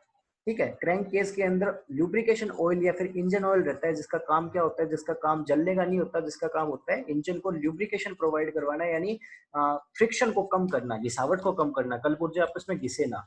फिर उसके बाद में बात करेंगे तो सिलेंडर के ऊपर मैंने आपको बताया कि एक डिटेचेबल, एक ऐसी स्ट्रक्चर जिसको हम सिलेंडर से हटा सकते हैं, वो वाली स्ट्रक्चर लगी रहती है, जिसको क्या कहते हैं, सिलेंडर हेड कहते हैं। ठीक है, तो यहाँ तक सारी बातें हम पढ़ चुके हैं। सिलेंडर हेड के अंदर आपके वाल्व्स लगी रहेंगी, सिलेंडर हेड के अंदर आपके इंजेक्टर या फिर स्पार्क प्लग लगा रहेगा। आगे देखते हैं। कूलेंट हो गया, इसके अंदर आजकल क्या कंसेप्ट आने लग गया कि वाटर कूल्ड गाड़ियां वाड़ियां नहीं आती है आजकल, आजकल कूलेंट डालने लग गए गाड़ियों के अंदर। ठीक है, तो कूलेंट ज्यादा प्रभावी होता है किसके कंपैरिजन में, सिंपल पानी के कंपैरिजन में। और हरे हरे रंग का पदार्थ होता है, आप आसानी से देख सकते हो, कोई भी एक्सीडेंटल कार होती है उसमें कूलेंट ही सबसे पहले बिखरा पड़ा रहता है। हाँ जी, अब उसके बाद में बात करते हैं तो ये आपकी क्या होगी, दो वॉल्व होगी। ये आपकी इनलेट वॉल्व होगी, ये आपकी आउटलेट वॉल्व होगी। इनलेट यानी जो अंदर आने के लिए काम में आ रही है, और आउटलेट यानी जो बाहर फ्यूल को, जो गैसेस जल रही है उनको बाहर निकालने के काम में आ रही है, वो आउटलेट वाल्व है। इन वाल्व के बीच में अगर आप देख रहे हो तो आपको स्प्रिंग दिखाई दे रहा होगा। स्प्रिंग के ऊपर कैम शाफ्ट लगी रहती है, जो कैम शाफ्ट क्या करेगी, इनको जब पुश करेगी तो ये स्प्रिंग नीचे की तरफ आ जाएगा और ये वाल्व खुल जाएगी। जैसे कैम शाफ्ट घुल जाएगी, उसका चिकना हिस्सा इसकी तरफ होगा, तो स्प्रिंग फिर से अपनी शेप ले लेगा और वाल्व बंद हो जाएगी। ठीक है, तो ये इनका सिंपल कंसेप्ट रहता है। वाल्व स्प्रिंग आप समझ गए, वाल्व का स्टेम आप समझ गए, आगे की जो नोक है उसको बोल दिया। अब इनके ऊपर ये कैम शाफ्ट लगी हुई है। ठीक है, ये क्या है, कैम शाफ्ट नहीं है, इसको केवल कैम बोलते हैं। इसकी जो रोड होती है, रोड के समेत इसको कैम शाफ्ट बोल देते हैं। इनका ये वाला जो नुकीला सिरा है वो घूम के जब यहाँ आएगा, तो नुकीला सिरा यहाँ आने के कारण ये वाल्व खुल जाएगी। इसका नुकीला सिरा जब घूम के आएगा तो ये वाली वाल्व खुल जाएगी। ठीक है, आगे देखो, ये कैम ऑपरेटेड है। कैम है, ये जो केवल सिंपल स्ट्रक्चर है इसको कैम बोलते हैं। इस पे रोड और अटैच हो जाएगी तो इसको कैम शाफ्ट बोलते हैं। अब यहाँ पे सिलेंडर के अंदर क्या चीज आ गया जी, पिस्टन आ गया। पिस्टन के ऊपर जो खांचे होंगे उन खांचों के अंदर पिस्टन रिंग्स लगी रहती है। 1 मिनट रुको यार। तो कहाँ थे अपने अपने थे कैम के अंदर। जो ये सिंपल स्ट्रक्चर है इनको कैम बोलते हैं। इनके ऊपर जो रोड लग जाएगी जिसकी वजह से कैम घूमते रहते हैं उनको कैम शाफ्ट बोल देते हैं। आपको इमेज दिखाई हुई है कल, आप फिर से देख लेना उनको। आगे देखते हैं, ये क्या लग गया आपके यहाँ पे, स्पार्क प्लग लग गया। स्पार्क प्लग नहीं है, सॉरी, ये इंजेक्टर है। क्यों, क्योंकि ये डीजल इंजन था। डीजल इंजन में स्पार्क प्लग नहीं होता, डीजल इंजन में इंजेक्टर होता है। ओके, ये इंजेक्टर नोजल होगी, जो इसके आगे वाला हिस्सा है वो इंजेक्टर नोजल होगी। जैसे इंजेक्शन के अंदर क्या होता है, पीछे इंजेक्शन हो गया, आगे सिरिंज लगती है ना, सुई लगती है आगे, बस वही चीज है। आगे इसमें नोजल लग गई, पीछे इसके अंदर इंजेक्टर हो गया। आगे देखो, अब यहाँ पे ये क्रैंक शाफ्ट लग गया। ठीक है, जो गोल गोल घूमती रहेगी। क्रैंक शाफ्ट आगे जुड़ी रहती है फ्लाई व्हील से, यानी कि ये जो मैं आपको स्ट्रक्चर दिखा रहा हूँ वो स्ट्रक्चर आपको सामने से यूं दिखाई दे रही है, वो होती है एक्चुअल में यूं है। बात समझ में आई, इंजन में इस तरीके से लगी रहती है और इसके इस साइड में फ्लाई व्हील लगा रहता है, और आप इसको यूं जब देखोगे तो आपको फ्लाई व्हील दिखाई नहीं देगा। बात समझ में आई ना। आगे देखो, इसके पीछे फ्लाई व्हील जुड़ा रहता है क्रैंक शाफ्ट के पीछे। ये आपकी क्रैंक शाफ्ट है, जो बीच के अंदर जो है वो क्रैंक शाफ्ट है, और ये क्रैंक शाफ्ट वेब है। क्रैंक शाफ्ट वेब का काम क्या होगा, काउंटर वेट, मैंने आपको समझाया था ना काउंटर वेट, तो काउंटर वेट वाला काम होगा, इसी के कारण घूमेगा सारा अड़गा। ऊपर क्या लगी हुई है, कनेक्टिंग रोड लगी हुई है। कनेक्टिंग रोड का ये ऊपर वाला हिस्सा जो है वो स्मॉल एंड हो गया। स्मॉल एंड पिस्टन रिंग की सॉरी पिस्टन पिन की सहायता से, या जिसको रिस्ट पिन भी बोलते हैं, उसकी सहायता से पिस्टन के साथ अटैच रहता है। कनेक्टिंग रोड का बड़ा वाला हिस्सा क्रैंक शाफ्ट के सहायता से क्रैंक शाफ्ट के साथ अटैच होगा। इसके अंदर बेरिंग भी हम यूज करते हैं, और साथ में यहाँ से नट बोल्ट की सहायता से टाइट कर देते हैं। उसके बाद में आगे देखते हैं। ये क्रैंक शाफ्ट होगी, आपको समझ में आ रही है, ये स्मॉल एंड बेरिंग हो गया इसका, और ये आपके पिस्टन रिंग होगी, सॉरी पिस्टन पिन होगी। अब ये टीडीसी और बीडीसी क्या होता है, मैं आपको नहीं एक्सप्लेन कर रहा यहाँ पे, जानबूझ के नहीं एक्सप्लेन कर रहा, क्योंकि और ज्यादा कंफ्यूज हो जाओगे आप, ठीक है। या फिर बता ही देता हूँ, चलो जिसको समझ में आएगा वो तो ठीक है, नहीं समझ में आएगा उनको कल बता दूंगा। सिलेंडर की वो वाला हिस्सा जहां तक पिस्टन मैक्सिमम पहुंच सकता है उसको कहते हैं टीडीसी, यानी top dead centre. Piston cylinder में अधिकतम जहां जितना ऊपर अधिकतम जा सकता है उसको कहते हैं क्या, टॉप डेड सेंटर। और वही चीज है कि पिस्टन अधिकतम जितना नीचे आ सकता है उसको कहते हैं बीडीसी, यानी बॉटम डेड सेंटर। बात समझ में आई। जो मैं आपको कहता हूँ ना कि पिस्टन नीचे चला गया तो नीचे, इससे नीचे नहीं जा सकता, कहता हूँ ना पिस्टन ऊपर आ गया तो पिस्टन इससे ऊपर नहीं आ सकता। जितना ऊपर आ सकता है, अधिकतम जितना ऊपर आ सकता है उसको कहते हैं top dead centre. Bottom dead centre यानी अधिकतम कितना नीचे जा सकता है। बात समझ में आई। नीचे जाने का मतलब ये नहीं होगा कि ये वाला हिस्सा भी इसके नीचे चला गया, नहीं, यहाँ तक, बस इतना पोजीशन यहाँ आकर के खत्म हो जाएगी, बाकी आप अभी समझ लोगे इसी वीडियो में। उसके अलावा इसमें कंबस्टन चैम्बर के बारे में बात करें तो यहाँ इससे ऊपर पिस्टन आ नहीं सकता। तो ये बचा हुआ जो एरिया सिलेंडर के अंदर अभी भी जो बचा हुआ एरिया बच गया उसको हम क्या बोलते हैं, कंबस्टन चैम्बर यानी दहन क्षेत्र बोलते हैं। ठीक है, आगे बात करते हैं। ये आपके इनटेक पोर्ट हो गया, ये इनटेक पोर्ट हो गया। मैंने आपको बताया था इनटेक मैनिफोल्ड एंड आपके एग्जॉस्ट मैनिफोल्ड। इनटेक पोर्ट जहां से डीजल इंजन है तो ऑब्वियस है कि केवल हवा आएगी। पेट्रोल इंजन होता तो हवा और फ्यूल का मिश्रण होता कार्बोरेटर की सहायता से। ठीक है, आगे देखते हैं। और यहाँ से धुआं बाहर निकल जाएगा। पिस्टन पिन होगी, जजियन पिन भी बोलते हैं, रिस्ट पिन भी बोलते हैं। अब बात करते हैं सबसे पहले इनटेक या सक्शन स्ट्रोक के बारे में। लेकिन उससे पहले एक बार मेरे को वेरिफिकेशन दो कि आप लोगों को यहाँ तक चीजें समझ में आई है कि नहीं आई। इंजन के सारे कंपोनेंट्स आपको समझ में आए कि नहीं है, इंजन में कौन कौन से भाग होते हैं, किस तरीके से रहते हैं, आपको समझ में आया कि नहीं है। तभी हम लेक्चर में आगे बढ़ते हैं। अब सबसे पहले इनटेक या सक्शन स्ट्रोक के बारे में बात करते हैं। इसको इनटेक भी बोलते हैं, सक्शन स्ट्रोक भी बोलते हैं, हिंदी में चूषण।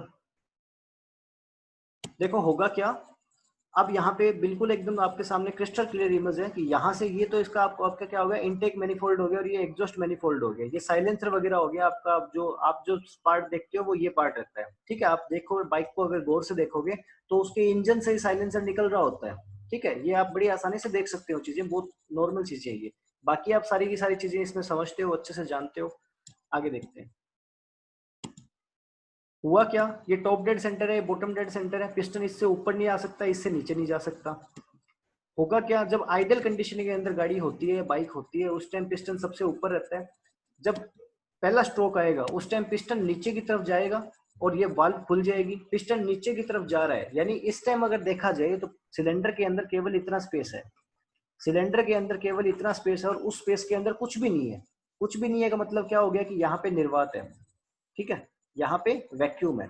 जब पिस्टन नीचे की तरफ जाएगा तो वो क्या करेगा, एक सक्शन पावर डेवलप करेगा, एक चूषण फोर्स डेवलप करेगा, जिसकी सहायता से क्या होगा, अंदर की तरफ खींच लिया जाएगा हवा और हवा को। क्योंकि ये डीजल इंजन है इसलिए हवा को अंदर खींच लिया जाएगा। पेट्रोल इंजन होता तो हवा और फ्यूल दोनों के मिश्रण को अंदर खींचा जाता। आगे देखिए, यहाँ पे आप अच्छे से देख सकते हो, ये कैम शाफ्ट है। इसका नुकीला सिरा जैसे ही इनटेक वोल्व के पास आया तो इनटेक वोल्व के पास आने के स्प्रिंग पुश हो गया और आपकी वोल्व खुल गई।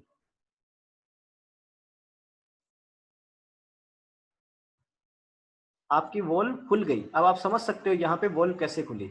पिस्टन नीचे की तरफ खींचा जा रहा है, इस टाइम नीचे की तरफ खींचा जा रहा है। तो आपको ये जो इस टाइम इमेज आपको दिखाई दे रही है, उस इमेज को देख के आपको ना, जो जूम व्यू में इमेज दिखाई दे रही थी उसको देख के ऐसा ही लग रहा था कि यार ये तो कोई सिरिंज ही है। नीचे से वो जो इसका कनेक्टिंग रोड है वो एक, पीछे से उसके सिरिंज का जो पकड़ने वाला रहता है उसके जैसा लग रहा था, और ऊपर से वो इंजेक्शन जैसा लग रहा था। वही फीलिंग आ रही थी कि इंजेक्शन ही है। तो बस वो सेम चीज है, यहाँ पे कुछ भी डिफरेंट नहीं है। साइंस आपके आसपास ही होता है, ध्यान रखना। साइंस में बहुत लिमिटेशन है, साइंस बहुत उलझा हुआ नहीं है, बहुत सिंपल है साइंस अगर देखा जाए तो। आगे देखिए, वाल्व खुल गई, आपके हवा अंदर आ रही है। हवा अंदर आती चली जा रही है, आती चली जा रही है। पिस्टन कहाँ तक जाएगा? बॉटम डेड सेंटर यानी बीडीसी तक जाएगा। और आप इनमें एक चीज और नोट करना कि कनेक्टिंग रोड के ऊपर नीचे होने या पिस्टन के ऊपर नीचे होने के साथ साथ क्रैंकशाफ्ट गोल घूम रही है। वो गोल कैसे घूम रही है वो भी देख लेना। बस अब जब पूरी तरीके से बॉटम डेड सेंटर पे पहुंच गया, तो बॉटम डेड सेंटर पे पहुंचने के बाद में ये आपका बंद हो गया। बंद कैसे हुआ? क्योंकि ये ऊपर अगर आप नोटिस करोगे तो यहाँ पे आप देखोगे तो कैम का जो हिस्सा था, नुकीला हिस्सा, वो स्प्रिंग से हट गया, वो वाल्व से आपके हट गया। और वो कैसे हटेगा? वो कैम शाफ्ट की सहायता से हटेगा। कैम शाफ्ट किसकी सहायता से चलेगी? जो नीचे क्रैंक शाफ्ट होती है उसके साथ ही एक बेल्ट की सहायता से जुड़ी रहती है। आगे देखो। अब दूसरे स्ट्रोक के अंदर क्या होगा? पिस्टन को नीचे से ऊपर की तरफ धकेला जाएगा। अब इसमें जितनी हवा आ सकती थी उतनी हवा तो आ गई, लेकिन फिर भी इसको ऊपर की तरफ धकेला जाएगा। अब पिस्टन को ऊपर की तरफ धकेल रहे हैं अपन, वो कहीं जा नहीं सकता। हवा कंप्रेस हो रही है, हवा संपीड़ित हो रही है, परेशान होना शुरू हो गई हवा, उस पर दबाव आना शुरू हो गया बहुत ज्यादा। ठीक है। और नई हवा अंदर आ नहीं सकती। क्यों नहीं आ सकती? क्योंकि ये वाली वाल्व भी बंद है और ये वाली वाल्व भी बंद है। अगर आप इनमें एक चीज और देखोगे तो यहाँ नुकीला सिरा इस जगह पे है और यहाँ नुकीला सिरा इस जगह पे है। इनका नुकीला सिरा अलग अलग होने का कारण भी यही है कि हमें जिस टाइम ओपनिंग वाल्व खोल लिया और जिस टाइम क्लोजिंग वाल्व खोल लिया, यानी इनटेक वॉल्व और आउटलेट वॉल्व हमें खोल लिया, उनका टाइम अलग अलग होगा। इनटेक वॉल्व हमें सक्शन स्ट्रोक में खोल लिया और ये हमें एग्जॉस्ट स्ट्रोक में खोल लिया। आप समझ में आए ना? इसलिए इनको अलग अलग रखा गया। अंदर और हवा आ नहीं सकती, बाहर कोई जा नहीं सकती। ऊपर से दोनों के दोनों वाल्व्स क्या है? बंद है। ऊपर की तरफ उसे पिस्टन को अभी भी पुश किया जा रहा है, तो हवा अभी बहुत ज्यादा कंप्रेस होना स्टार्ट होगी, तनाव में आना स्टार्ट होगी। कंप्रेशन प्रेशर की बात, कंप्रेशन रेशो की बात करेंगे तो 12:1 से लेकर के 22:1 तक पहुंच गया। जब कंप्रेशन स्ट्रोक पूरा हो जाएगा उस टाइम आपके सिलेंडर के अंदर, अब यहाँ पे आप देख सकते हो कि ये इंजेक्टर है और बहुत बारीक बारीक बूंदों के रूप में डीजल को अंदर इंजेक्ट कर रहे हैं। तो यहाँ आपका कंप्रेशन स्ट्रोक होता है खत्म। डीजल जैसे ही अंदर पहुंचा, यहाँ आपका कंप्रेशन स्ट्रोक खत्म हो गया। डीजल जैसे ही अंदर पहुंचा तो बहुत ज्यादा तेज गर्मी के कारण वहां पे 700 से 900 डिग्री सेंटीग्रेड तक का टेम्परेचर बना हुआ है। इतने ज्यादा टेम्परेचर के कारण क्या होगा? डीजल में आग लग जाएगी। कैसे लगती है देखना।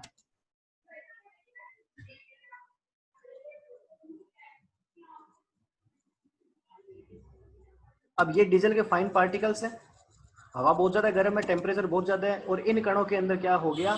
जैसे ये डीजल, ये हवा के पार्टिकल्स है पर्पल कलर वाले, और ये वाले पार्टिकल्स जो है येलो कलर वाले वो डीजल के हैं। डीजल जैसे ही यहाँ पे पहुंचा तो पहुंचते ही डीजल के कणों में क्या हो गया? विस्फोट हो गया। अभी होगा विस्फोट, ये देखना। ये विस्फोट हो गया डीजल के कणों में, धमाका हो गया इसमें। ठीक है। जैसे ही यहाँ पे ब्लास्ट हुआ तो ब्लास्ट होने के कारण क्या हुआ? फ्यूल के जलने से एक तो एक जो आपके गैसेस का निर्माण हुआ, और दूसरा क्या हुआ? धमाका होने के कारण क्या हुआ? टेम्परेचर बढ़ा। टेम्परेचर बढ़ा तो जिसके अंदर जो गैसेस थी वो गैसेस एक्सपेंड करने लग गई, एक दूसरे से दूर दूर होने लग गई। दूर दूर होने लग गई तो पिस्टन को मारा इन्होंने नीचे की तरफ फेंक के। पिस्टन को इन्होंने क्या किया? नीचे की तरफ पुश किया। यहाँ पे आप अच्छे से देख सकते हो किस तरीके से धमाका हो रहा है। दोनों की दोनों वाल्व इस कंडीशन में बंद रहेगी, ऊपर वाली।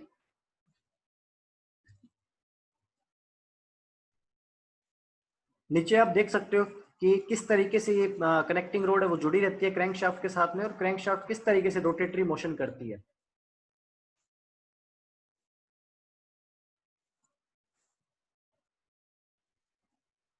चौथा और फाइनल स्ट्रोक होगा आपका एग्जॉस्ट स्ट्रोक। अब यहाँ पे ये जो धुआं बन चुका है फ्यूल के जलने से, जो बहुत ज्यादा तेज टेम्परेचर हो चुका है और जो गैसेस का हाई प्रेशर हो चुका है, उसको बाहर निकाल दिया जाएगा।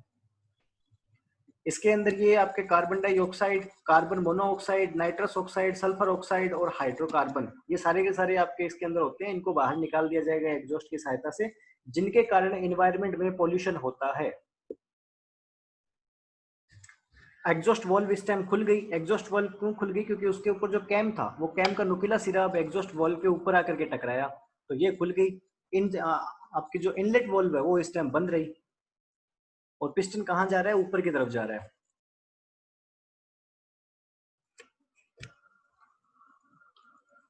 और ये साइलेंसर से आपका धुआं बाहर की तरफ निकाल दिया जा रहा है। तो होपफुली आपको सारा कंसेप्ट समझ में आ गया होगा 4 स्ट्रोक डीजल इंजन का। यहाँ पे आप एक बार में सारी चीजें देख लेना। Inlet, intake, suction stroke, compression stroke, power stroke और फाइनली एग्जॉस्ट स्ट्रोक। तो ये आपका क्या था? मोटा मोटा था। मैं एक बार फिर से अगर आप चाहते हो दिखा देता हूँ। Intake, compression,